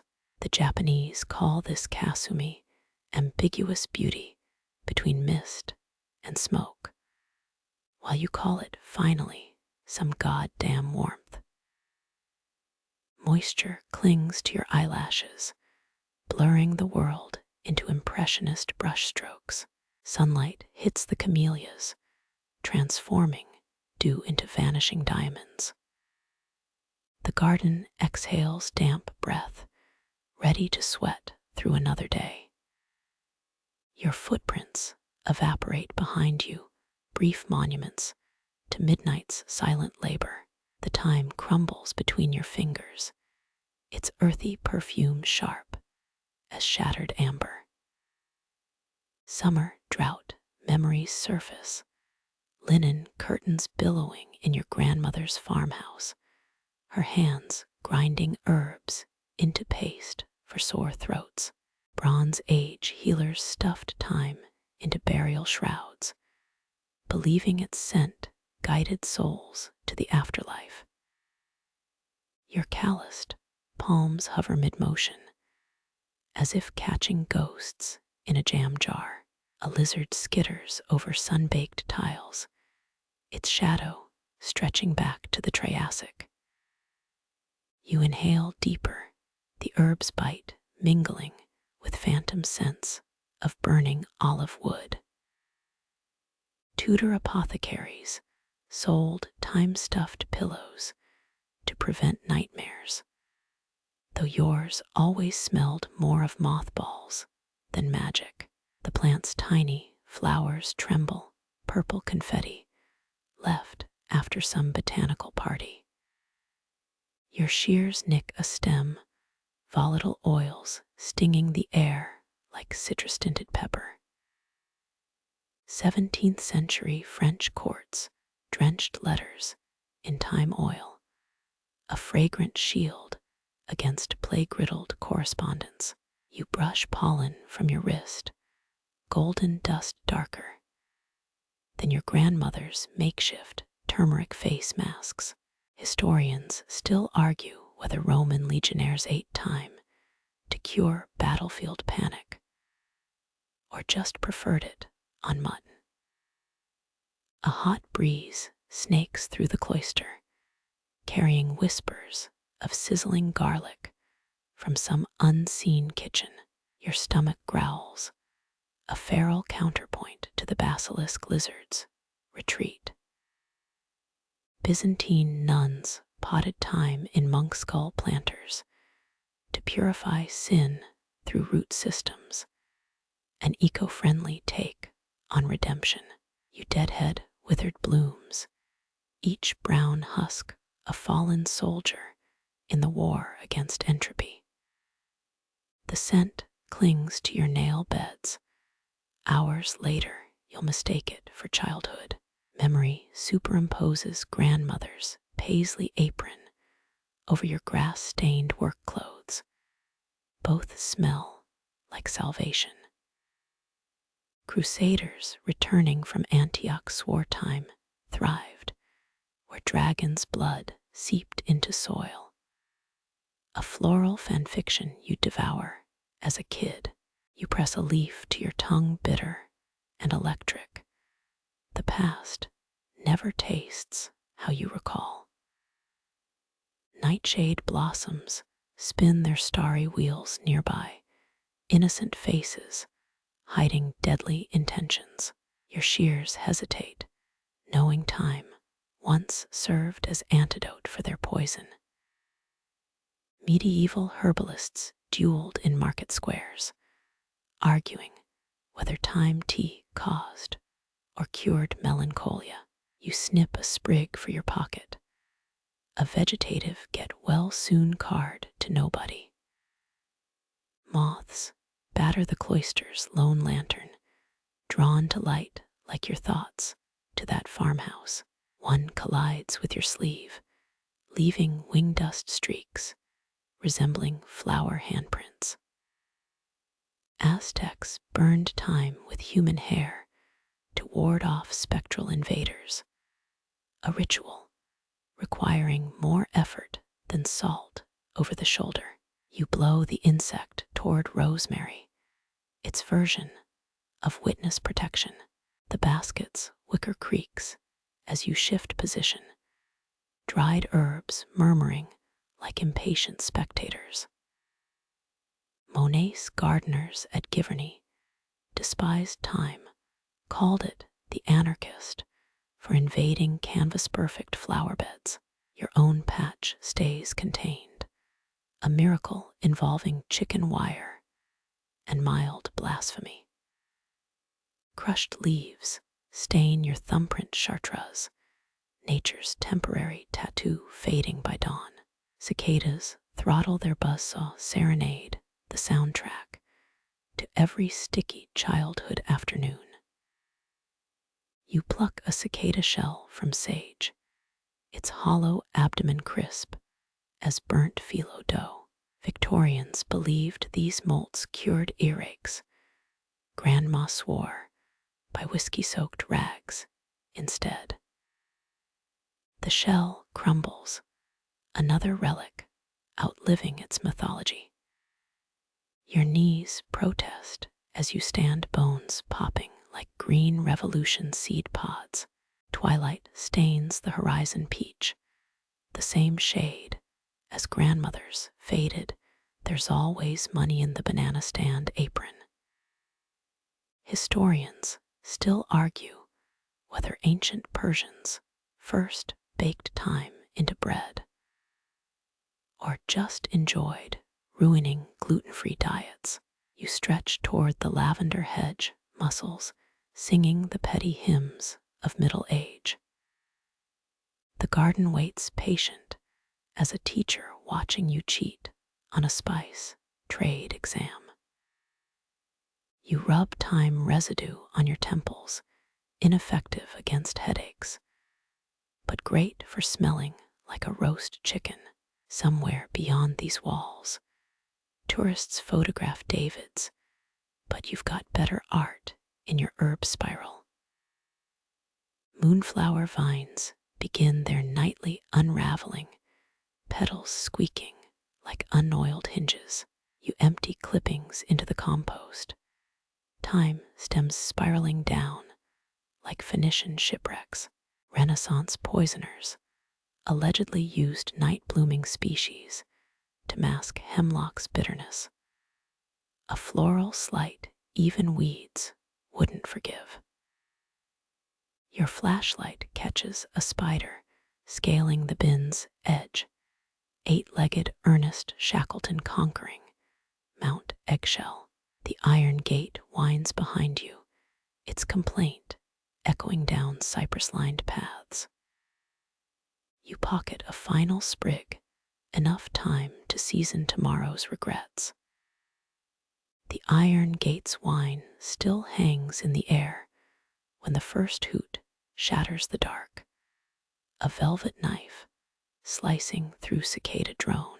You freeze mid-snip, shears poised like a conductor's baton awaiting cue.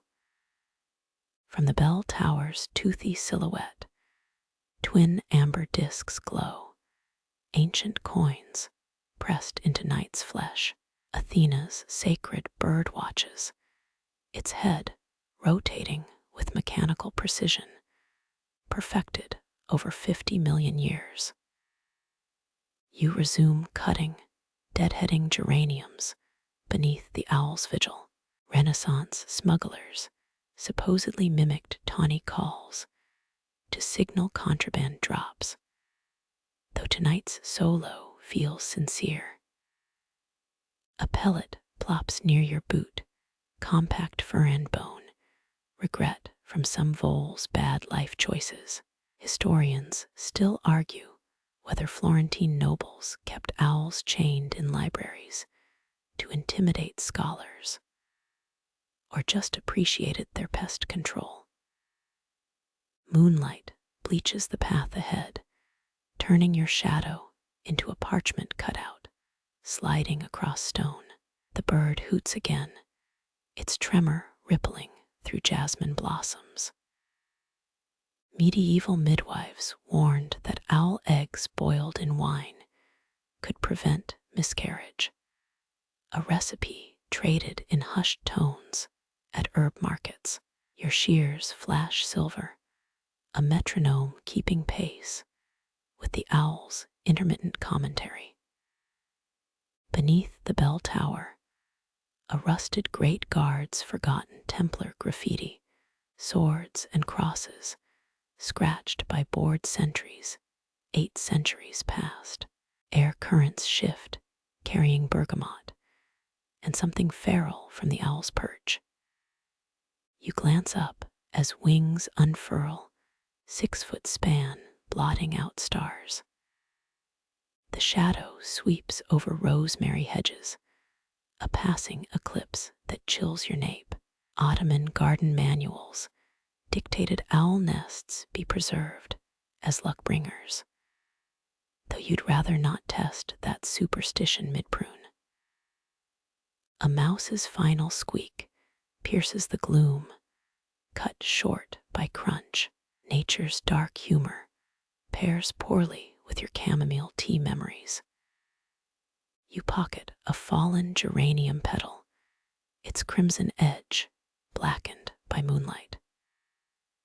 13th century bestiaries claimed owls milked goats blind a lie that doomed thousands of innocent birds to farmhand clubs. The owl coughs up another pellet, this one landing in sacred lotus leaves like a grotesque offering. Your gloved fingers brush moonflower vines, their ivory trumpets vibrating with nocturnal thirst. Beneath the tower, a mossy cistern whispers nursery rhymes in stagnant water. You half expect the bird to recite Dante, its profile pure Uxello sketch. Pruners bite through woody stems, each snap echoing the owl's beak, dismantling prey. A feather drifts down taupe and cream veins, spinning like a sycamore key. You pin it under your boot before the breeze steals it tomorrow's bookmark for Agrippa's occult horticulture chapter. Bourbon monarchs once wore owl talons to cure gout. Your own feet throb in sympathy. The bird takes flight, its wake ruffling your hair with fish scale cold. You track its path toward the abandoned dovecote, ghost home for rats and rebellious squabs. Byzantine sentries reportedly napped to owl lullabies, though your insomnia prefers Parisian traffic ASMR. Citrus musk rises from crushed mock orange leaves, a scent Napoleon's perfumer tried and failed to replicate. Dew soaks through your knee pads, relics of teenage skateboard devotion, repurposed for middle-aged gardening.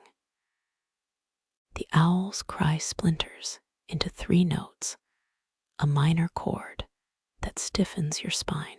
10th century physicians mapped organs based on owl pellet contents. A grisly biology lesson you'd rather skip. Your shears hesitate at a spider web strung between boxwoods like rigging on a ghost ship. The architect dangles inches from your nose, cellar skin body quivering with defensive fury. You redirect the blade, choosing diplomacy over arachnicide. Victorian glass gardens employed entire spider colonies for pest control, unionized 8-legged groundskeepers demanding fly bonuses. The owl returns, claws scraping stone as it reclaims its watchtower throne. Headlamps flicker beyond the cloister walls, modern metal beetles on the Via Cassia. Your lower back creaks a protest. Time to straighten before you fossilize mid-crouch. Roman sentinels stationed here likely shared your stiffness, their sandals grinding this same grit into mortar. A wing grazes your shoulder as the bird swoops, lintel-bound and purposeful.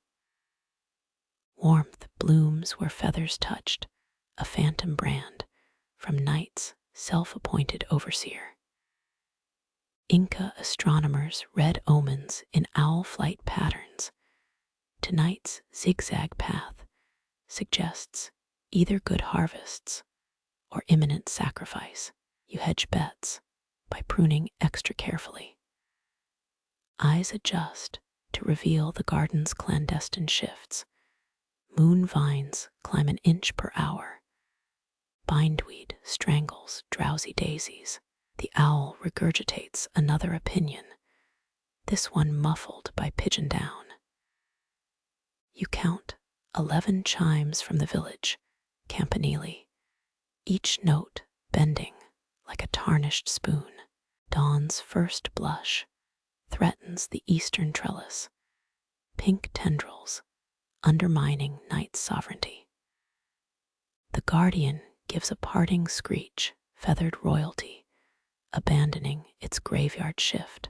You snap off the final spent bloom, its descent mirroring the owl's silhouetted retreat.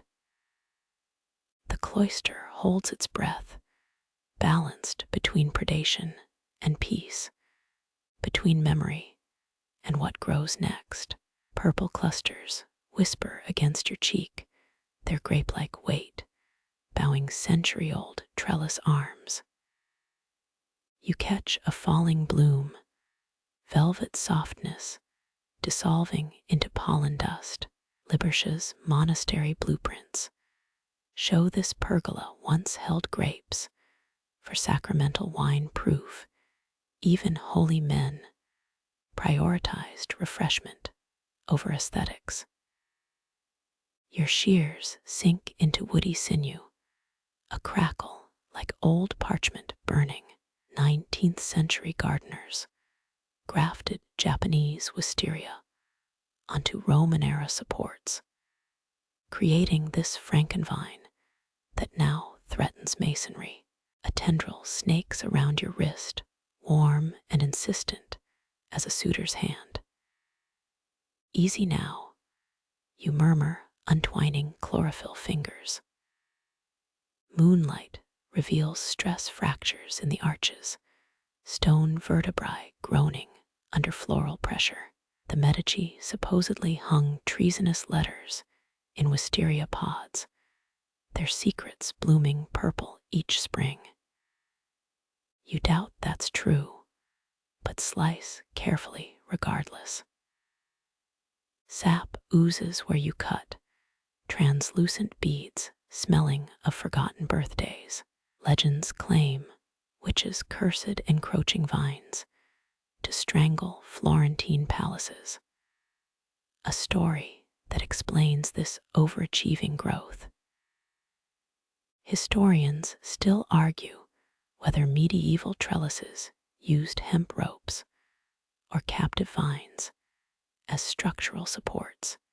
You side with whichever stops this roof collapsing. Each clipped tendril releases trapped sunlight, photons bottled since noon now winking free. Your forearms glisten with resin, nature's epoxy binding gardener to garden. That morbid Victorian guidebook advised chaining lunatics to wisteria trunks, suggesting greenery calmed frayed nerves. A beetle flees the carnage, iridescent shell, catching dawn's first gold. You redirect a vine from a marble angel's throat, its wings already feathered with invasive ivy. Renaissance herbalists prescribed wisteria tea for constipation, a remedy sure to inspire desperate prayers. The pergola sighs as weight lifts, wood groaning upward like a sleeper stretching. You pocket a seed pod, its rattling contents promising future rebellions.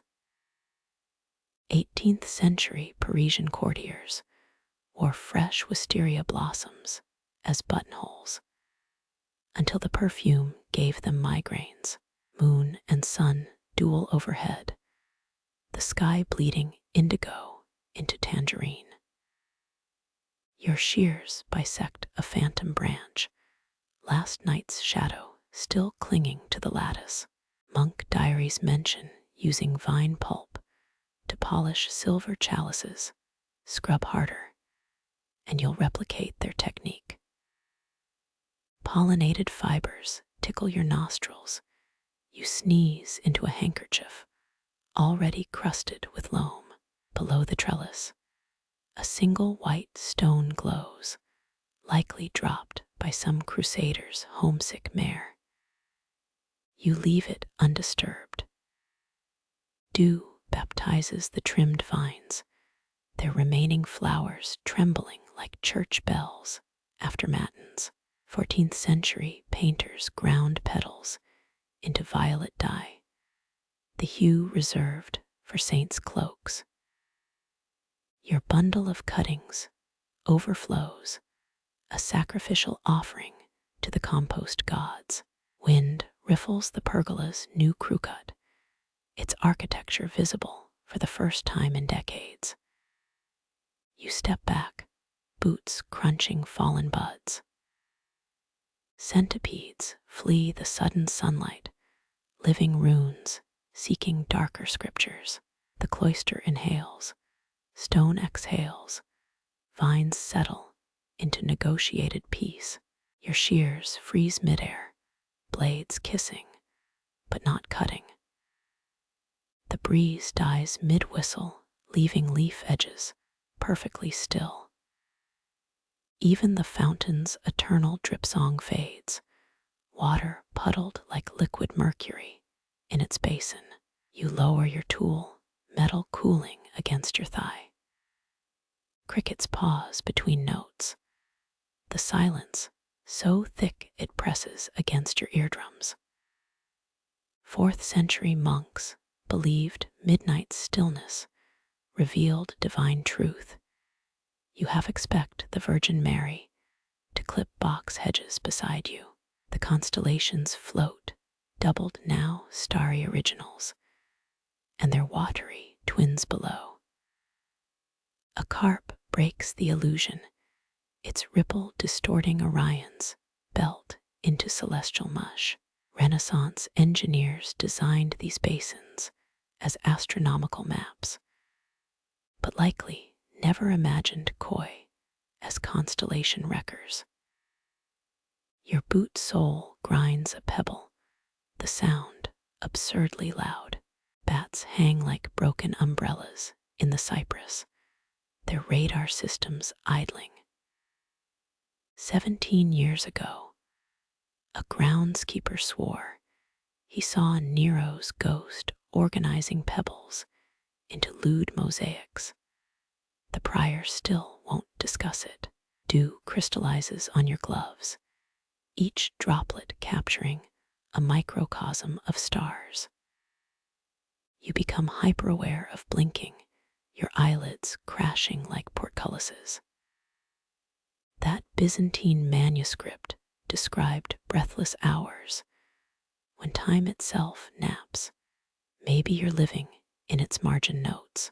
The compost heaps decay pauses, microbes holding their decomposition debate.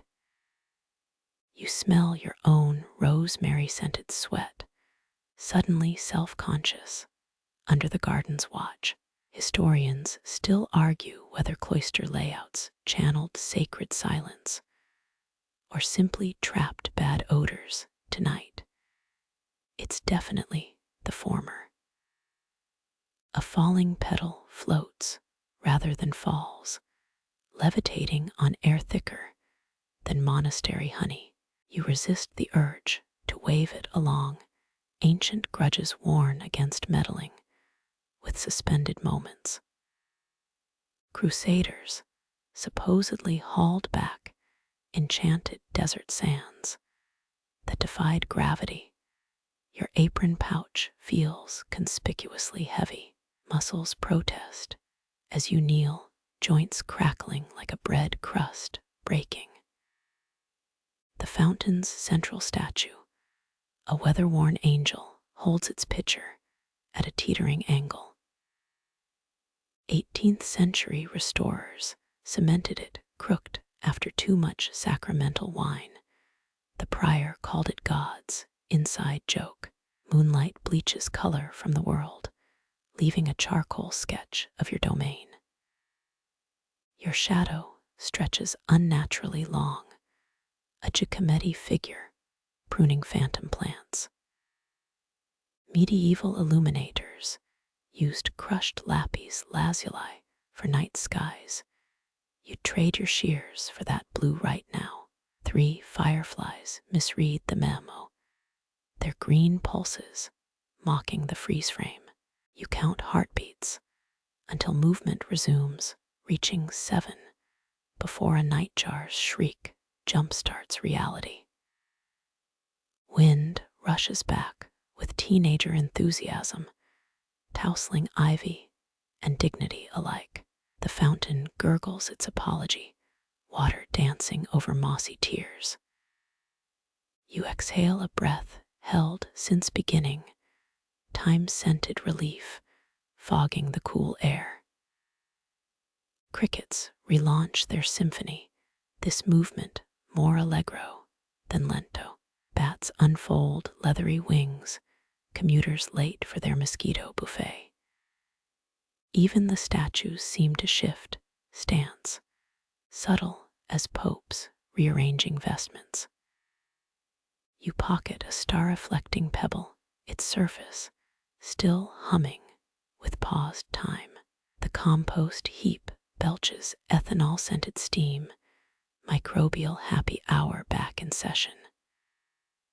Somewhere, a bell tolls once, the garden's pulse returning. Shears resume their metallic whisper, trimming what grew in stillness.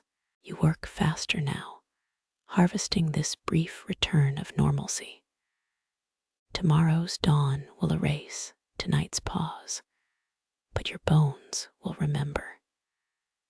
The carp splashes approval its tail, smearing Cassiopeia into cosmic confetti. Your gloves creak like old parchment as you flex your fingers, each movement coaxing fresh heat from raw skin. The night air offers thin mercy, coolness seeping through leather pores to kiss angry blisters. You remember Roman gardeners lined their gloves with olive oil salve, wonder if they smuggled figs in those greasy palms too. Moonlight glints off shears dangling from your belt, a pirate's cutlass awaiting its next skirmish. A blister bursts as you grasp the wisteria vine, pain sharp and bright as lemon zest. Medieval apothecaries swore crushed pearls healed torn skin, their manuscripts silent on whether peasants used onion juice instead. You peel off the left glove, palm mapping your labor in raised crimson constellations. The wind unravels bandages you'd wrapped at dusk, linen strips fluttering like surrender flags.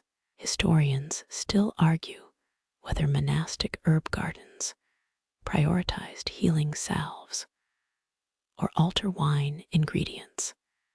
The stains on your wraps suggest both. Rotting lavender tickles your bare palm, its decaying sweetness at war with sweat's briny tang. You press the cool underside of a sage leaf to the wound, nature's makeshift bandage. Renaissance surgeons believed night air poisoned open injuries. Your defiance feels deliciously heretical. The right glove remains, its inner surface fused to your skin like a jealous lover. You tug gently, a medieval torture reenacted with garden gear. 7th century Persian gloves had silk interiors for wealthy rose pruners. Tonight you'd trade your soul for that luxury. Blood beads where blisters married leather, each droplet black in the moon's monochrome. You let it fall onto time, anointing the herb with iron-rich devotion. Carthusian monks supposedly salted their wounds to avoid complacent hands. Their ghostly approval hangs in the silent cloister, fabric tears as the glove finally yields, revealing flesh patterned like crocodile hide. You dunk your hand in the fountain water, stinging cuts with silver fire.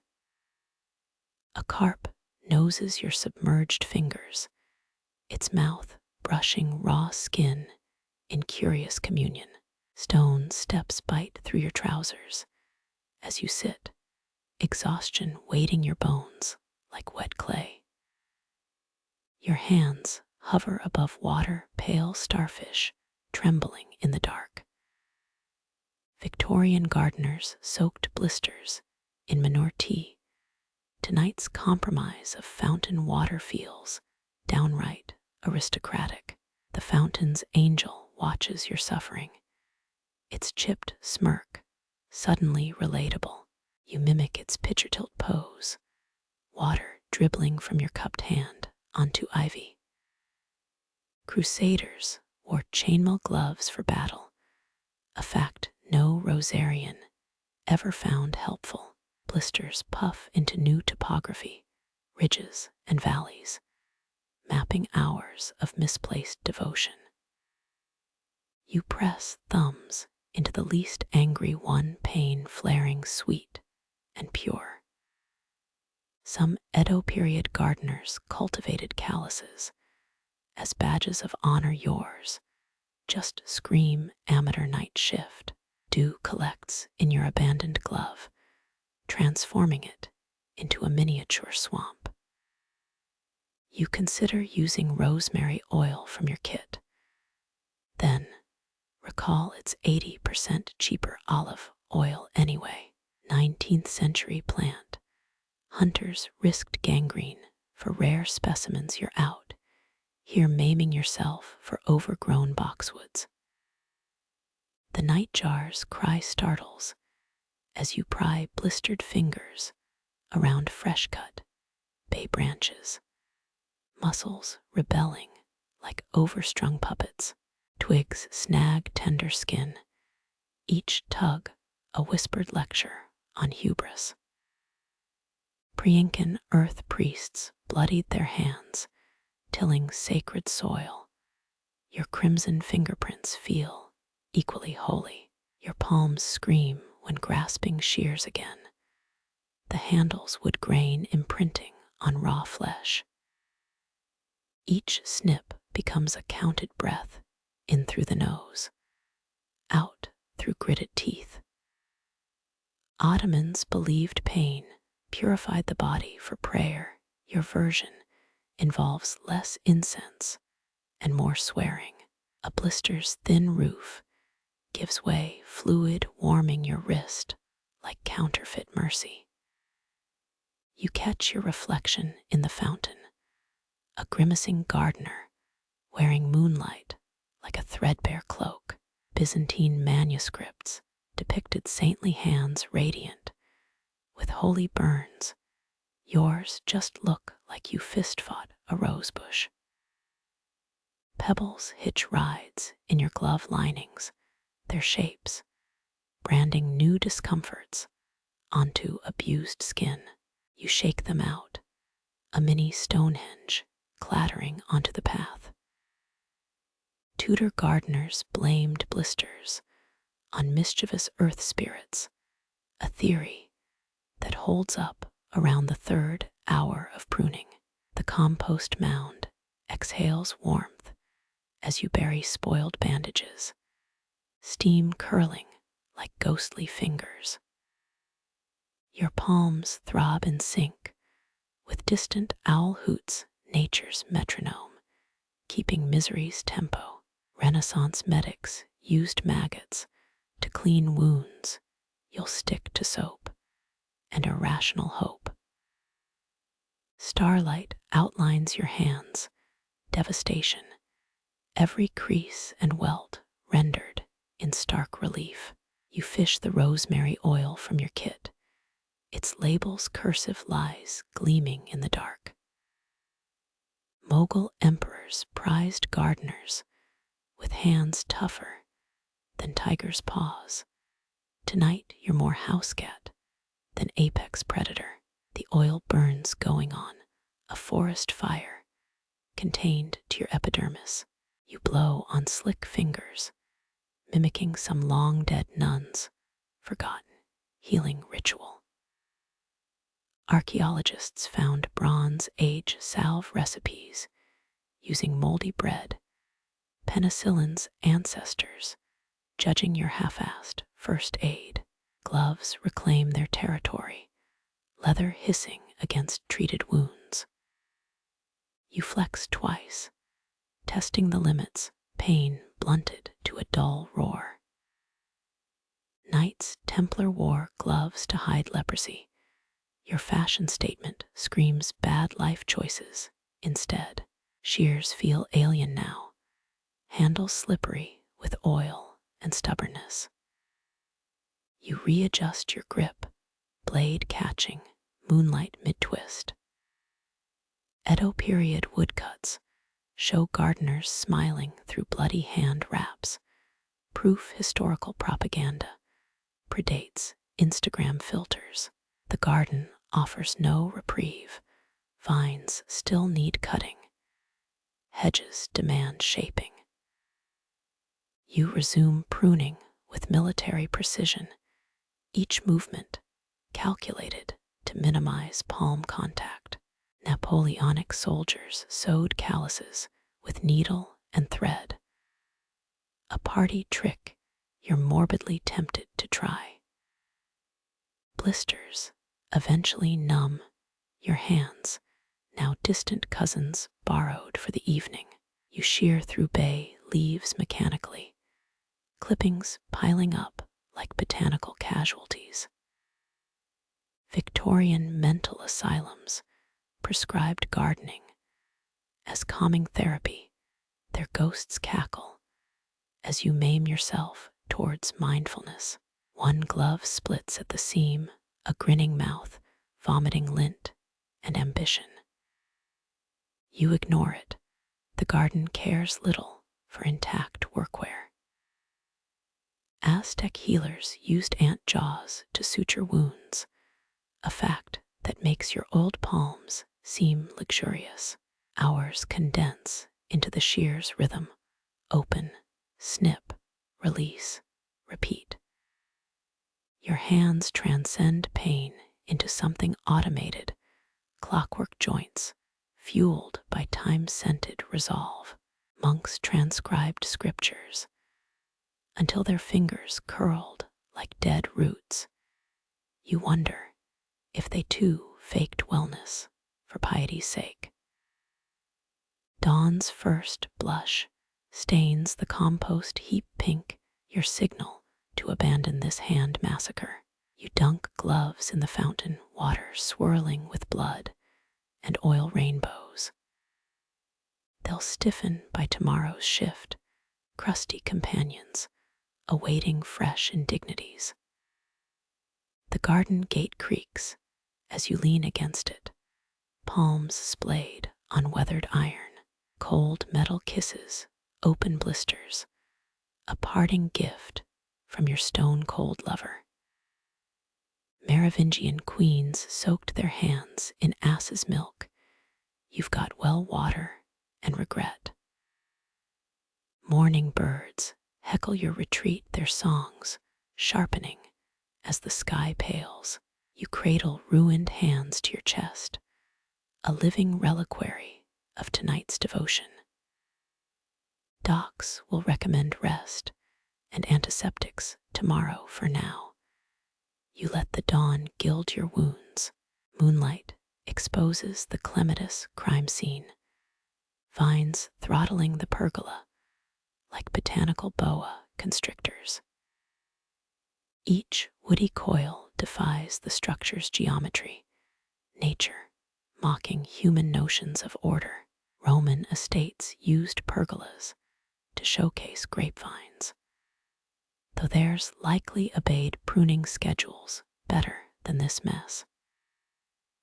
Your shears hesitate at the first tangle, blades hovering over chlorophyll-choked beams. 18th century gardeners believed certain climbers attracted lightning, a theory you're half hoping proves true tonight. The plant's papery bark crumbles under your grip, dry whispers of rebellion against your intervention. You trace the main stem downward, a green fuse buried under newer growth. 19th century plant thieves smuggled rare clematis flammula in coffin linings, their desperation for fragrant white blooms now bordering on relatable. Knee-deep in foliage, you spot the culprit's origin, a single sprout escaping its trellis 2 summers past. Snipping begins at the crown, severed vines raining down like arboreal confetti. Moonlight glints off thousands of airborne fibers, dust mites balletically, avoiding their sudden eviction. Historians still argue whether monastic pergolas symbolized heavenly gates or merely supported laundry lines, your monies on multi-purpose pragmatism. The pergola groans as you yank down leafy chains, its joints creaking with newfound freedom. 17th century woodcuts show devils hiding in unruly vines. Tonight it's just spiders and your crumbling resolve, a thornless variety. Yet your gloves snag on phantom barbs, fabric hemorrhaging threads with each tug. 3 primary stems resist, their woody sinews fused to rotting timber. You employ the shears, curved tips like surgical tools, peeling back layers of photosynthetic plaque. Medieval peasants believed hanging clematis over doorways repelled witches, though your current battle suggests the reverse might been true. Decay reveals itself in cream-colored rot, where vine meets beam, a fungal duvet smothering cedarwood ribs. You carve out soft patches with the shears nose, architecture's carcass laid bare. Tudor gardeners mixed clematis ash into mortar, an eco-friendly binding agent lost to time's dustbin. The final vine snaps with a pistol crack report, startling bats from their bell tower roost. Freed timber exhales centuries of pent-up tension, splinters levitating momentarily in the shockwave. Your boots sink into the discarded biomass, a spongy mattress of doomed ambition. Moonlight now washes over clean beams, their geometry restored to stoic dignity. You gather armfuls of vanquished growth, muscles protesting this vegetable vendetta. Victorian horticulturists force-fed clematis milk for faster blooming, a practice as misguided as their corsetry. The compost pile accepts your offering greedily, steam rising from the clematis, final exhalation. Your shears dangle from a belt loop, tempered steel still trembling from the fray. Byzantine mosaics depict Hercules battling hydras. You wonder if he ever pruned an overzealous climber. Dawn remains hours off the pergola, now a patient awaiting its bandage of new growth. You brush wood dust from your sleeves, each particle glowing like plankton in moonlight's tide. Tomorrow's dew will soften severed stems, but tonight, order reigns in your tiny green kingdom. Moonlight pales as the last bees emerge, drunken acrobats, weaving through lavender spikes. Their fuzzy legs drag gold dust across violet blossoms, nature's final tax collection before curfew. Medieval apothecaries stuffed plague masks with lavender, though your nose detects only tonight's fading sweetness. You crouch to avoid a bumbler's wobbly orbit, its flight path charting invisible spirals. A dozen striped bodies cling upside down to blooms, tiny legs kicking at nothing. Victorian beekeepers swore their hives preferred Baroque music, a fact you're tempted to test with humming. Your shears find gaps between pollinators, snipping spent stems without breaking beeish trances. Cut lavender falls in fragrant handfuls, purple confetti for an audience of one. Historians still argue whether Roman bathhouses used lavender oil or just cheap rosewater. The bees vote for quality. A worker bumps your elbow. It's disoriented flight, correcting mid-stumble. You freeze as it investigates your sleeve. Proboscis testing. Sweat damp linen. 1930s French perfumeries trained bees to pollinate exclusive lavender hybrids. A failed experiment in floral espionage. Dawn's advance guard tinges the east, amber light threatening to rouse the hive. You speed up despite stiff knees, shears darting like metallic minnows through purple tides. Your shadow stretches long and spindly, a mutant scarecrow, terrifying precisely no one. Pollen coats your gloves in radioactive yellow, streaks glowing against cracked leather. A drowsy queen trundles across your boot, regal abdomen dragging like an overfilled suitcase. Byzantine beekeepers painted hives with holy symbols, believing saints doubled as swarm consultants. The last cluster resists, blooms clenched tight around sleeping pollinators. You leave it standing, a midnight snack bar for stragglers. Moon-washed petals flutter down, each a love letter to next season's seeds. Your basket overflows with lavender heads, their fragrance sharpening as stars retreat. You, the bees, the garden all suspended in summer's final drowsy exhale. The iron gate creaks its daily protest, but morning remains a violet-tinged promise. The gate's whine fades behind you, its protest swallowed by arched stone corridors. Your shears swing empty-handed now, their blades clicking in absent rhythm. Through the cloister's hollow bones, a whisper of male voices seems to cling to the vaults. You pause beneath St. Jerome's weather-worn frown, his stone lips eternally parted in silent psalm. Your next snip hits triple time downbeat, upswing, click, matching the phantom choir's lost cadence. Medieval Benedictines carved their days into 9 prayer intervals, lauds at dawn, compline under stars, vigils in the death watch hours. A monk's ghost wouldn't sweat through his robes like this, but your gloves leave damp constellations on shears. 14th century Italians believed time oil-sharpened midnight focus, though tonight's scent just highlights your leaden eyelids. The fountain's lullaby falters, its water-sick gurgle syncopating with your metal heartbeat.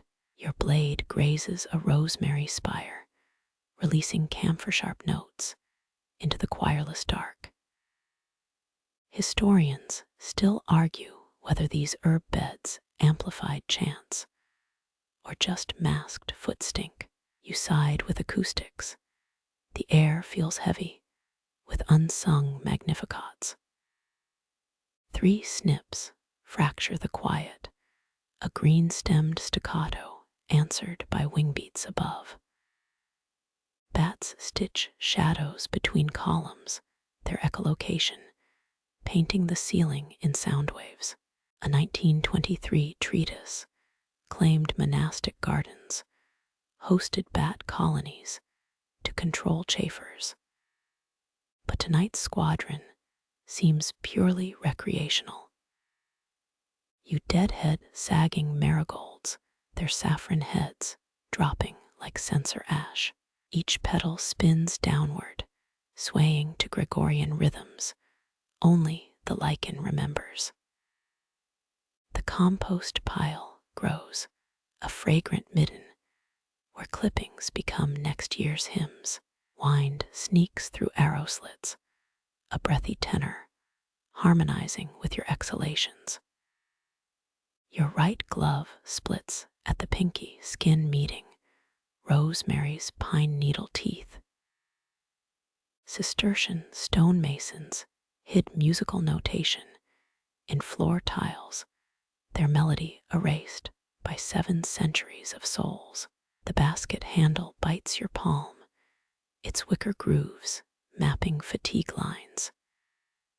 You kneel to deadhead basil, knee-meeting pavement where novices once bowed.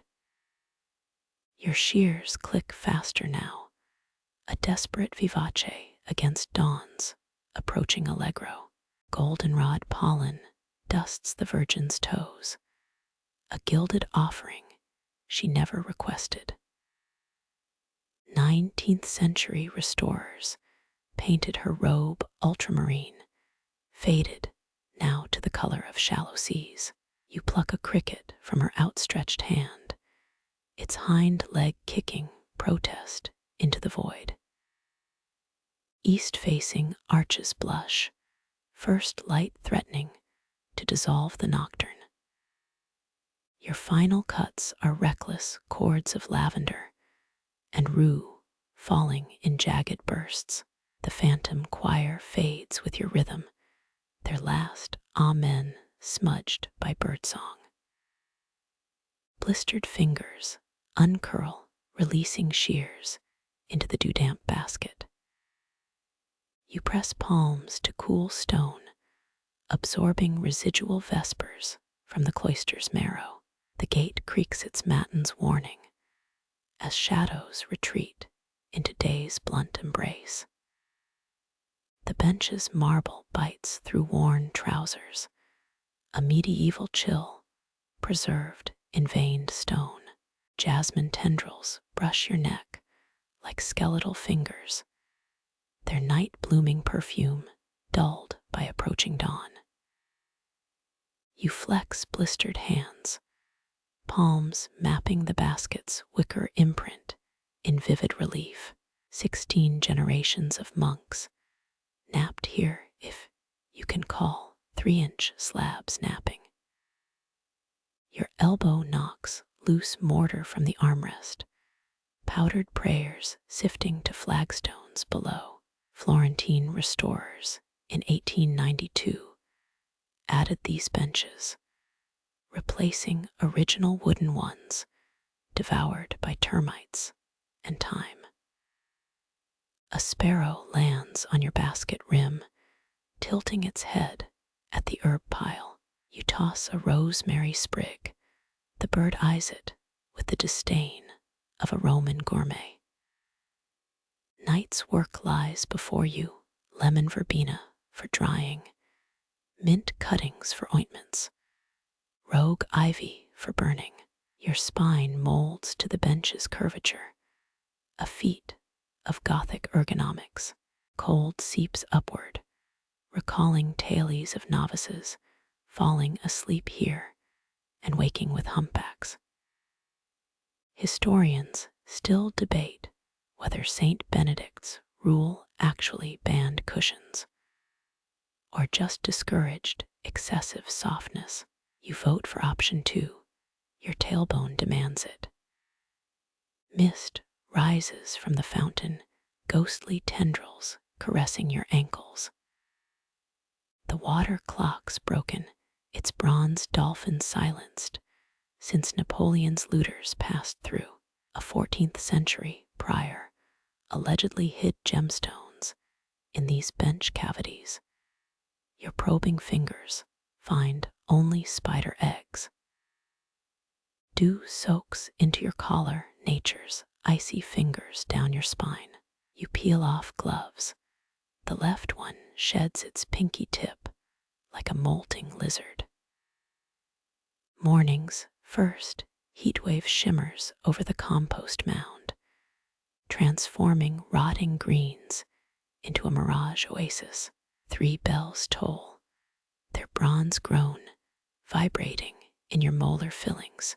You count honeybees zigzagging toward the apothecaries, hives their flight paths, mapping celestial patterns.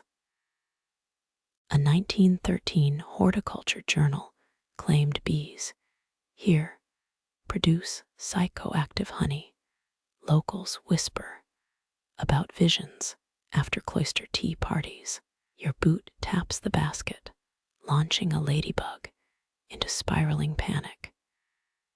Its spotted wings blur red confetti against sandstone columns. Renaissance herbalists pinned these beetles to ward off plague. Modern science suggests they just ate more aphids. Sunlight breaches the east wall, gilding your thumbnail's dirt crescent. The bench's shadow stretches, a elongated monk prostrate before the Virgin's statue. You rise slowly, joints cracking in Gregorian chant sequence. The basket handle creaks, overloaded stems trailing parsley confetti across the quad.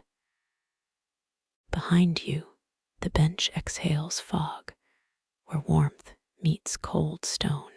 Jasmine petals drift downward, nature's snowflakes melting into mortar cracks. 15 paces to the gate, each step squelching with compost mud. Your shadow stretches arms wide, a cruciform blot on the abbot's private herb plot. You glance back once. The bench sits empty now, patiently awaiting its next victim. The southern wall wears Scorpio like a jeweled brooch, its tail hooking over the orchard's crumbling edge. 12 chimes drip from the abbey, molten bronze, pooling in the moonlit courtyard.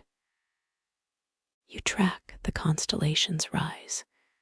Medieval monks used these stars to time midnight prayers. A cosmic alarm clock for the devout.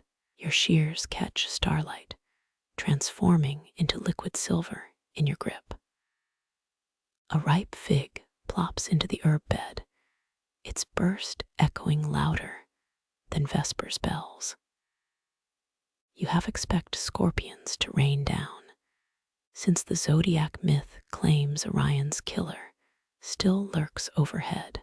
Renaissance herbalists swore plants pruned under Scorpio gained venomous potency. Your lavender seems none the wiser. The orchard wall exhales stored sunlight, warmth kissing your cheek through cool air. You count 73 paces to the compost heap, each step squishing in dew-sodden weeds. Historians still argue whether 13th century abbey bells marked real hours or just rang when the prior felt peckish. Moonlight etches your shadow onto pear tree bark, a twisted silhouette mimicking gnarled branches. Your basket sags, overflowing with stolen greenery that rustles like conspirators. 3 chipped mortar fragments dig into your palm, souvenirs from the bench's crumbling armrest. The fountain gargles, one last water sprite clearing its throat before dawn. You toss a pebble. The splash scatters reflected starshine into temporary supernovas.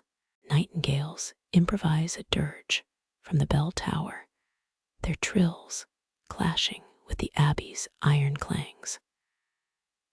Scorpio's heart star pulses red. Your grandmother called this the garden's guilty conscience. You pocket a fallen quince, its fuzz catching moonlight like angel hair. 14 fireflies orbit your head, living constellation nodes in a private zodiac. The 12th chime's echo lingers, vibrating your back teeth like a dental psalm. Your left boot sole flaps, slapping flagstones in perfect time with the nightingale's rhythm. You recall Barnabite monks, buried plague victims, hear their bones still nourishing the figs. Sweetness. A bat grazes your ear, its sonar scream short-circuiting your right eardrum. You swing the basket like a censer, herbal fumes christening the night air. Some claim Saint Francis once pruned these very roses, though the dates don't quite align. The compost mound steams, a miniature Vesuvius erupting with vegetable decay. You unload your clippings, ivy coils thrashing in their leafy death throes. Steam curls into a question mark, nature's punctuation, demanding answers you can't provide. Scorpio's stinger now pierces the abbey's weather vane, a celestial duel over rusted iron. Your thumbnail finds resin on the pear tree, amber gum sealing ancient bark wounds. 11 snails traverse your abandoned shears, their trails spelling runes in moonlight gel. The abbey's last candle winks out, leaving only Venus to witness your retreat. Your shadow stretches toward the gate, a stretch taffy version of your weary form. Gravel crunches like sugar glass beneath your soles, each step erasing evidence of your vigil. Dawn's first blush smudges the eastern hills, a watercolor stain on night's black canvas. You pause beneath the linden tree, its heart-shaped leaves collecting starlight in cupped palms. 12 chimes dissolve into silence, the garden holding its breath until you're gone. Emerald eyes ignite in the rosemary hedge, tiny lanterns tracking your movement. Moonlight sculpts velvet shadows into feline curves, silent guardians of the cloister's herb beds. You freeze mid-step, medieval monasteries housed cats to guard precious manuscripts from gnawing teeth. A low purr rumbles 2 octaves below the fountain's last gurgle. Your glove brushes dried catnip, hung in rafters by 12th century monks as pest deterrent. The brittle leaves crumble, sending up a minty green cloud that makes your nose twitch. 3 shadowy forms materialize, their pupils swallowing the moon hole. You scatter the herb. Ancient mousers deserved their playful reward. Paws bat the air. A striped tom performs acrobatics, usually reserved for sparrows.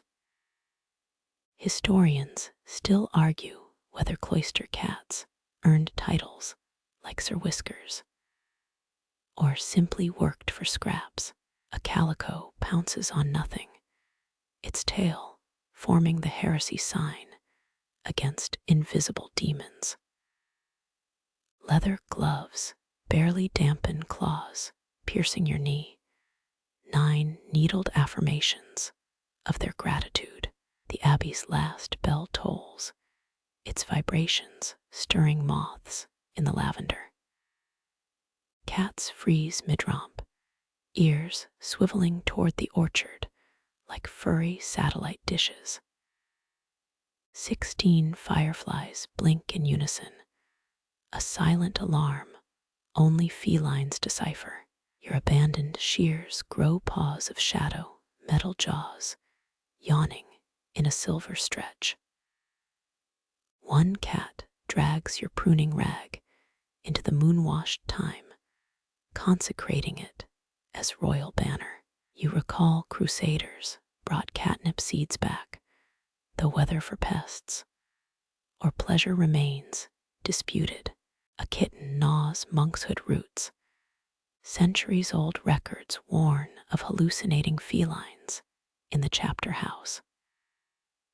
Dew soaks through your knees, the price of admission to this velvet circus. The matriarch cat presents a dead vole, its wet fur gleaming like obsidian. You nod solemnly. This gift demands reciprocation with tomorrow's fish scraps. Claws retract with papal grace. The feline court melts into the herb garden's darkness. Moonlight reveals trampled basil, the only evidence of their chaotic sacrament. Your shadow stretches yawn thin towards the gate, echoing the monks' own midnight vigils. Some claim Saint Gertrude of Nivelles protects these cats, though her official symbols show mice. A final mule floats from the compost heap, half challenge, half lullaby. Your boot scuffs a pottery shard, maybe from the cat's medieval feeding bowl.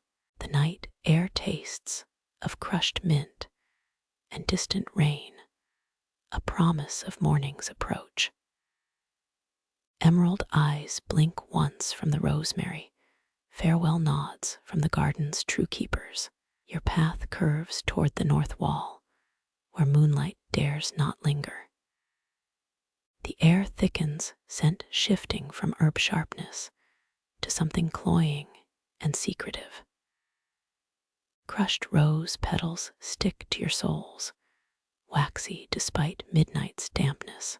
Twisted branches claw at your sleeves, begging you to reconsider. 14th century records claim monks planted crimson roses here to mask the stench of plague graves, but these blooms stay clenched like fists, petals never unfurling for sun or bee.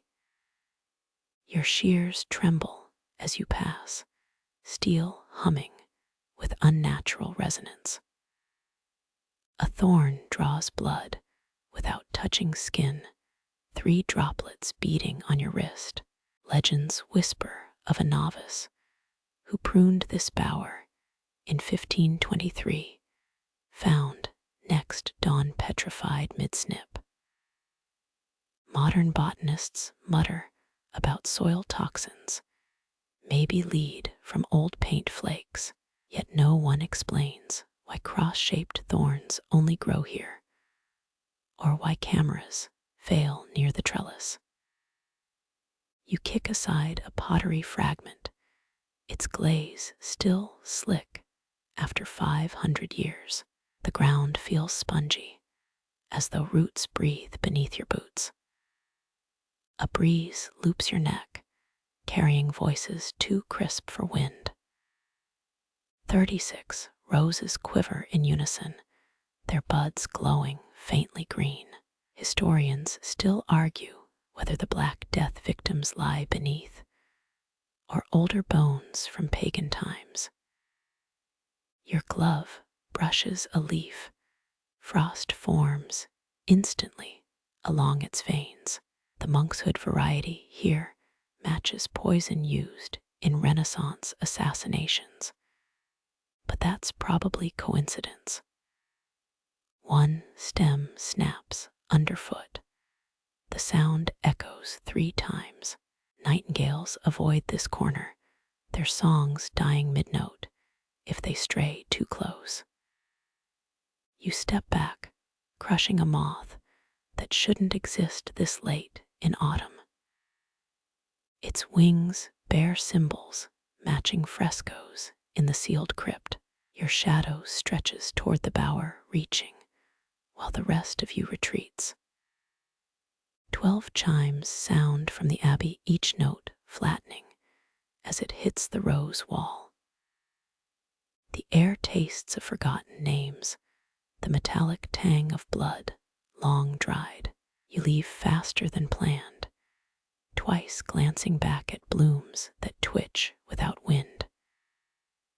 Those roses will outlast you, outlast the cloister stones, outlast even the cat's sly dominion. Their secret stays buried where daylight never reaches, patient as roots chewing through history. You wipe rose sap from your blades, sticky residue glowing faintly in the thinning dark. A blackbird's croak erupts from the yew tree, more cough than song, as eastern skies shift from pitch to plum. Your shears move faster now, 96 snips per minute by last count, carving order into overgrown myrtle. 12th century nuns planted these dawn-blooming jasmines, their 9-petal flowers, mirroring the ninefold praises sung at prime. The scent hits like espresso steam, floral caffeine for your sagging focus. You deadhead spent blossoms, discarding petals that outlived their purpose. A sudden twang snaps the silence your shears, spring failing mid-cut. Historians still argue whether dawn gardening was spiritual discipline or medieval sleep deprivation torture. You jury-rig the tool with olive twine, crude but functional, resisting the urge to yeet it into the fish pond. Tiny wings buzz your ear, a lone honeybee drawn to night-blooming sage. Wrong shift, buddy, you mutter, watching it zigzag toward false dawn. Your gloves leave gray smears on silver leaves, moonlight and granite dust blending into ghosts. That cuckoo's trial by jury in 1486 Milan flashes to mind, convicted of disrupting prime with false matins. You snort, slicing through a rogue mint spire. 3 fireflies kamikaze into your basket, their green glows fading against cut stems. The composting pit exhales warmth, last autumn's rot birthing new soil. Your heel sinks into the mound, sending up a fermented tang of lavender and shame. 18 sparrows now chatter in the fig trees, their debate over sunrise venues growing heated. One valiant dandelion pokes through cobblestones. You behead it with surgical precision. 3 grubs writhe in the exposed soil, nature's gummy bears caught mid-feast. The abbey's bell ringer coughs, somewhere distant, a phlegmy prelude to the imminent cacophony. You pocket a cracked robin's egg, sky blue camouflage, veiled against your hungry eyes. The breeze carries donkey brays from valley farms, their hee-haw mating calls oddly comforting. Your water flask offers lukewarm relief, tasting of tin and yesterday's regrets. Half a snail shell crunches under your boot, spiral architecture reduced to shrapnel. You flick it toward the carp pond, missing a gaping fish mouth by inches. First true songbird trills, a tentative A-sharp that splinters into startled silence. Dew soaks through your knees now, dark patches blooming on time-worn denim. The compost heaps thermometer reads 140 degrees F, microbe party in full swing. You lob a worm into the heat, an unwilling sacrifice to the decomposition gods. Raffia twine bites your palms, securing the 10th bundle of clippings. Historians love parsing Matins liturgy, but none mention blistered hands from tying herb bouquets. A spider parachutes onto your wrist, playing kamikaze ninja before rappelling into oblivion. The sky ripens to peach flesh, streaked with long-forgotten cloud formations. Your shadow stretches west for the first time in hours, a weary giant trailing mud-caked boots. Goosebumps rise as sunlight crests the dovecote golden fingers, probing the garden's secrets. You fling the final armful into the compost, a rotting monument to tonight's labor. Sparrows dive-bomb the pile instantly, seeking grubs awakened by the disturbance. The bell tower erupts in metallic song, 6 o'clock clangs, shattering the fragile dawn. Your discarded gloves steam faintly on warming stones, leather sweat dissolving in new light. The crushed herbs underfoot release a final protest, peppery defiance against inevitable decay.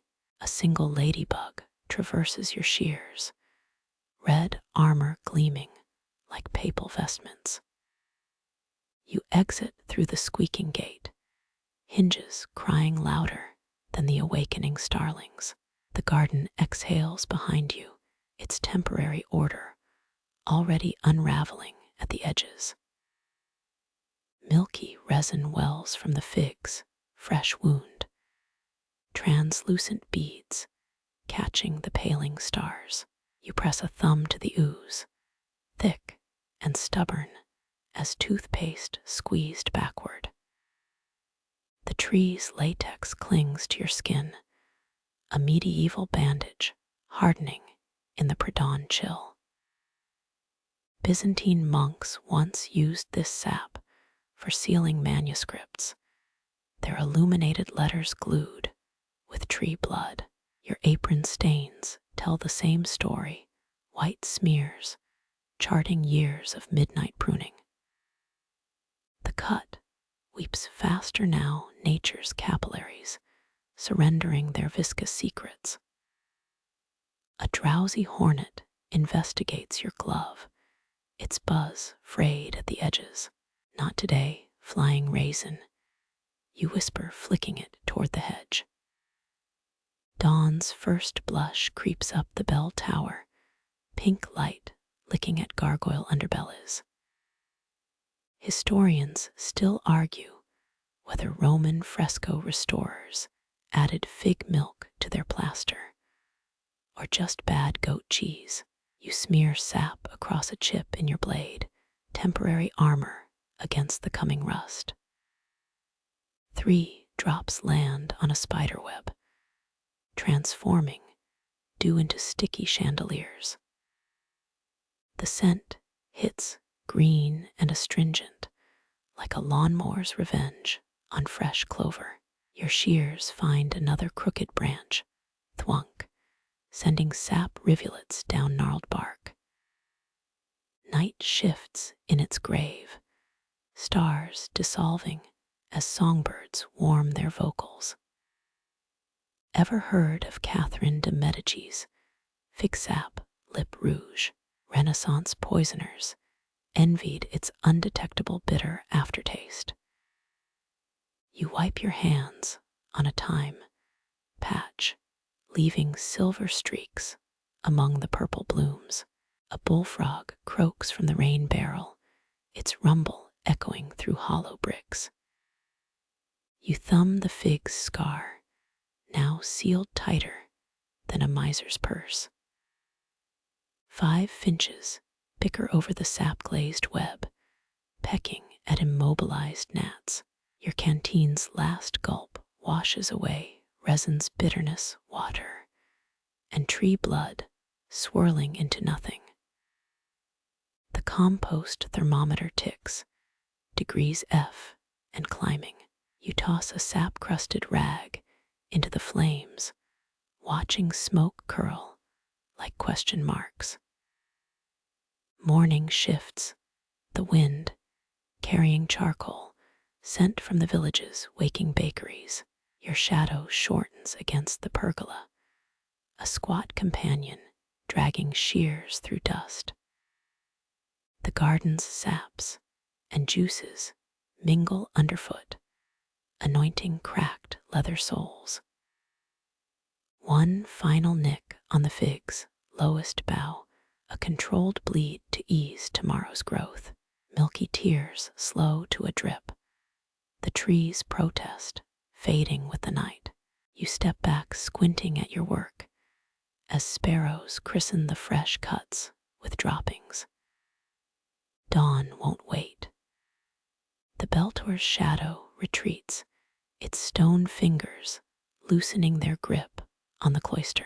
You inhale resin one last time, sharpness cutting through fatigue's fog, and turn toward the gate's iron sigh. Your shears bite the bay hedge's edge, a farewell kiss on green lips. Twigs snap like breadsticks, their herbal tang sharpening the damp air. You shape the foliage into soft curves, fighting the hedge's urge to become a wild thicket. 3 centuries back, Louis XIV's gardeners starved hedges to control growth. Your compost pile would have given them hives. The basket groans with clippings, layered like a leaf lasagna, steaming in dawn's humidity. You drag it toward the compost mound, a burial detail for tonight's verdant casualties. Ever smell Renaissance face powder? Crushed bay leaves masked bad teeth better than cloves. Your gloves reek of eau de shrubbery, a perfume no Botticelli would have painted. The mound swallows your offerings, peach pits, and rosemary sprigs sinking into decay. Historians still argue whether Catherine di Venezia really hid love letters in topiary knots.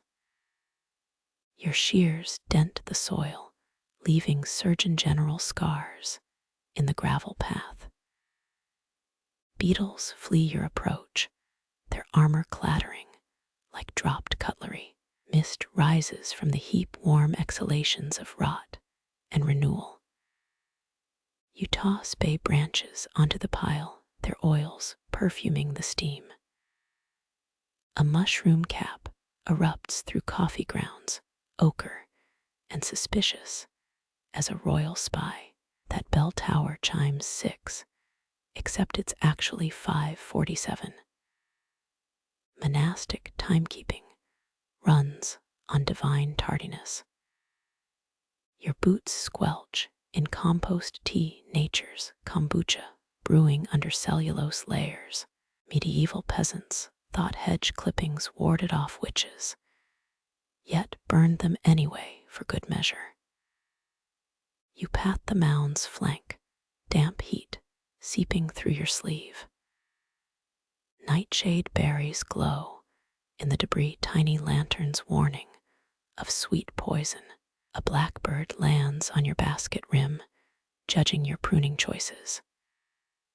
Tell it to the compost pope, you mutter, flipping a worm toward its beak. Sunlight breaches the east wall, gilding the heap's fungal constellations. Your apron strings unravel, hemp threads surrendering to constant snags. You knot them with practiced ease, a sailor's hitch from grandma's arthritis-tangled fingers. The hedge casts a jagged shadow, now trim as a magistrate's wig. Hungarian nobility planted bay hedges to mark dueling grounds, honor rituals buried under your clippings. Sweat carves paths through garden grime, a delta of labor on your neck. You kick a pebble into the abyss, listening for its muffled touchdown. Dew soaks through your knees as you stand Earth's cold kiss on tired joints. The compost thermometer winks, 152 degrees F, and hungry for more. Your shadow stretches west, long and thin as a sundial's gilt. One last bay leaf clings to your cuff. You tuck it behind a loose brick. Maybe future archaeologists'll call it ceremonial. The gate creaks its rusty aria, iron hinges harmonizing with your spine's complaint. Dawn's fingers pry apart the night. The cloister yawns in golden light. You exit backward, one palm brushing moss-furred stones, as the compost mound exhales your name in steam. The gate's whine fades behind you, a rusty lullaby swallowed by waking birdsong. Dawn stains your sleeves pink, the same hue monks once used for manuscript borders. 17th century illuminators ground beetle shells for that color, sacred art built on insect wings. Your shadow stretches across the flagstones, thin as a pilgrim's last communion wafer. Sparrows argue over your departed footsteps, tiny emperors bickering in the gravel. You flex your hand, the shears, ghost, still grips your tendons. A garden's order lasts only until the next rainfall, every clipped leaf plotting revenge. The path slopes downward, worn smooth by 7 generations of dragging baskets. Each groove tells a story. Brother Matteo's limp, Sister Lucia's midnight escapes. Your boots find the deepest rut-worn stone, cradling your soles like old friends. Dew soaks through your apron hem, chill water spreading across your thighs. 18th century herbalists swore dawn damp cured melancholy. You'd trade it for dry socks. A snail glistens on a cobblestone, its shell spiraling like a forgotten psalm. You avoid crushing it. Only heathens murder mollusks before breakfast. Wisteria pollen dusts your shoulders, purple powder staining the sweat-dark fabric. It smells like grandmother's sachets, like nostalgia wrapped in Sunday church clothes. 3 cats materialize at the orchard wall, their tails arching at your scent. No fish today, you murmur, tossing a bay leaf crown. The tabby sniffs it, judges you unworthy, disappears through a Judas hole. Historians still argue whether that cat flap birthed the Renaissance. Rodent-free libraries need quiet to think. Your knees creak in harmony with the well pulley, a duet of weariness. The cloister's south wall glows, its apricot stones waking inch by inch. You pass the lemon grove, their acid tang cutting through morning's sweetness. Some fruits bear nail marks, novice gardeners testing ripeness through vandalism. A beetle navigates your left boot, lost scout from the compost wars. Pine resin sticks your fingers together, cleans better than any modern soap. The Romans scrubbed floors with it, scratch and sniff cleanliness for toga parties. Your throat burns with thirst, but the well bucket sways 12 feet down. Cypress shadows stripe the path, prison bars for the sleepwalking soul. You shed rosemary needles with every step, leaving a fragrant breadcrumb trail. Ravens gossip overhead, black-robed critics reviewing your nocturnal handiwork. That broken gargoyle still grins, mouthless mockery, since the '89 earthquake. You flip it a fig, dried, and too tough for spite. Swallows erupt from the dovecote, their dawn patrol skimming your head like dive bombers. The kitchen garden yawns awake, bean tendrils stretching toward first heat, soil parts for your footprints, swallowing evidence of your all-night vigil. A hedgehog waddles through the carrots, living hairbrush bristling with aphid hitchhikers. Your shears catch sunlight, blinding reflection off St. Francis's weathered toes. Sweat beads string your lashes, each blink fracturing the world into prisms. The compost mound winks behind the gate, steam signal fading in the light. Suddenly, footsteps. Not yours, not animal. The head gardener materializes, her apron smeared with yesterday's war. Left us another green corpse, she rasps, nodding at your basket. You offer the last bay leaf, armistice flag, soiled with sap. She pockets it, tactical assessment crinkling her eyes. 3 centuries back, this exchange meant a month's penance, bare knees on cold chapel stones. The forge-shaped birthmark on her wrist flashes, hereditary stamp of all head gardeners since 1623. You turn toward the dormitory, your cot's siren song overriding breakfast bells. Bees swarm the lavender, fuzzy looters hitting the nectar jackpot. The gate's final creak ghosts through the orchard, iron whispering, again tonight. Sunlight hits your face full force, nature's spotlight for the overtired. You're no Louis XIV, but right now, you feel like the garden's reluctant king. The sky blues itself out, laundry day perfection, over a world of green. Your shadow shrinks, noon erasing all traces of night. But under folded gloves, in soil-caked nails, and blistered palms, the cloister's moon still hums. The gate's final creak ghosts through the orchard, iron whispering, again tonight. Sunlight hits your face full force, nature's spotlight for the overtired. You're no Louis XIV, but right now, you feel like the garden's reluctant king. The sky blues itself out, laundry day perfection, over a world of green. Your shadow shrinks, noon erasing all traces of night. But under folded gloves, in soil-caked nails, and blistered palms, the cloister's moon still hums. Your steps slow, gravel softening to mist beneath worn soles. Breath steadies, lungs sinking with the drowsy sway of cypress tops. Somewhere, a bell tolls once, muffled by centuries of ivy and stone.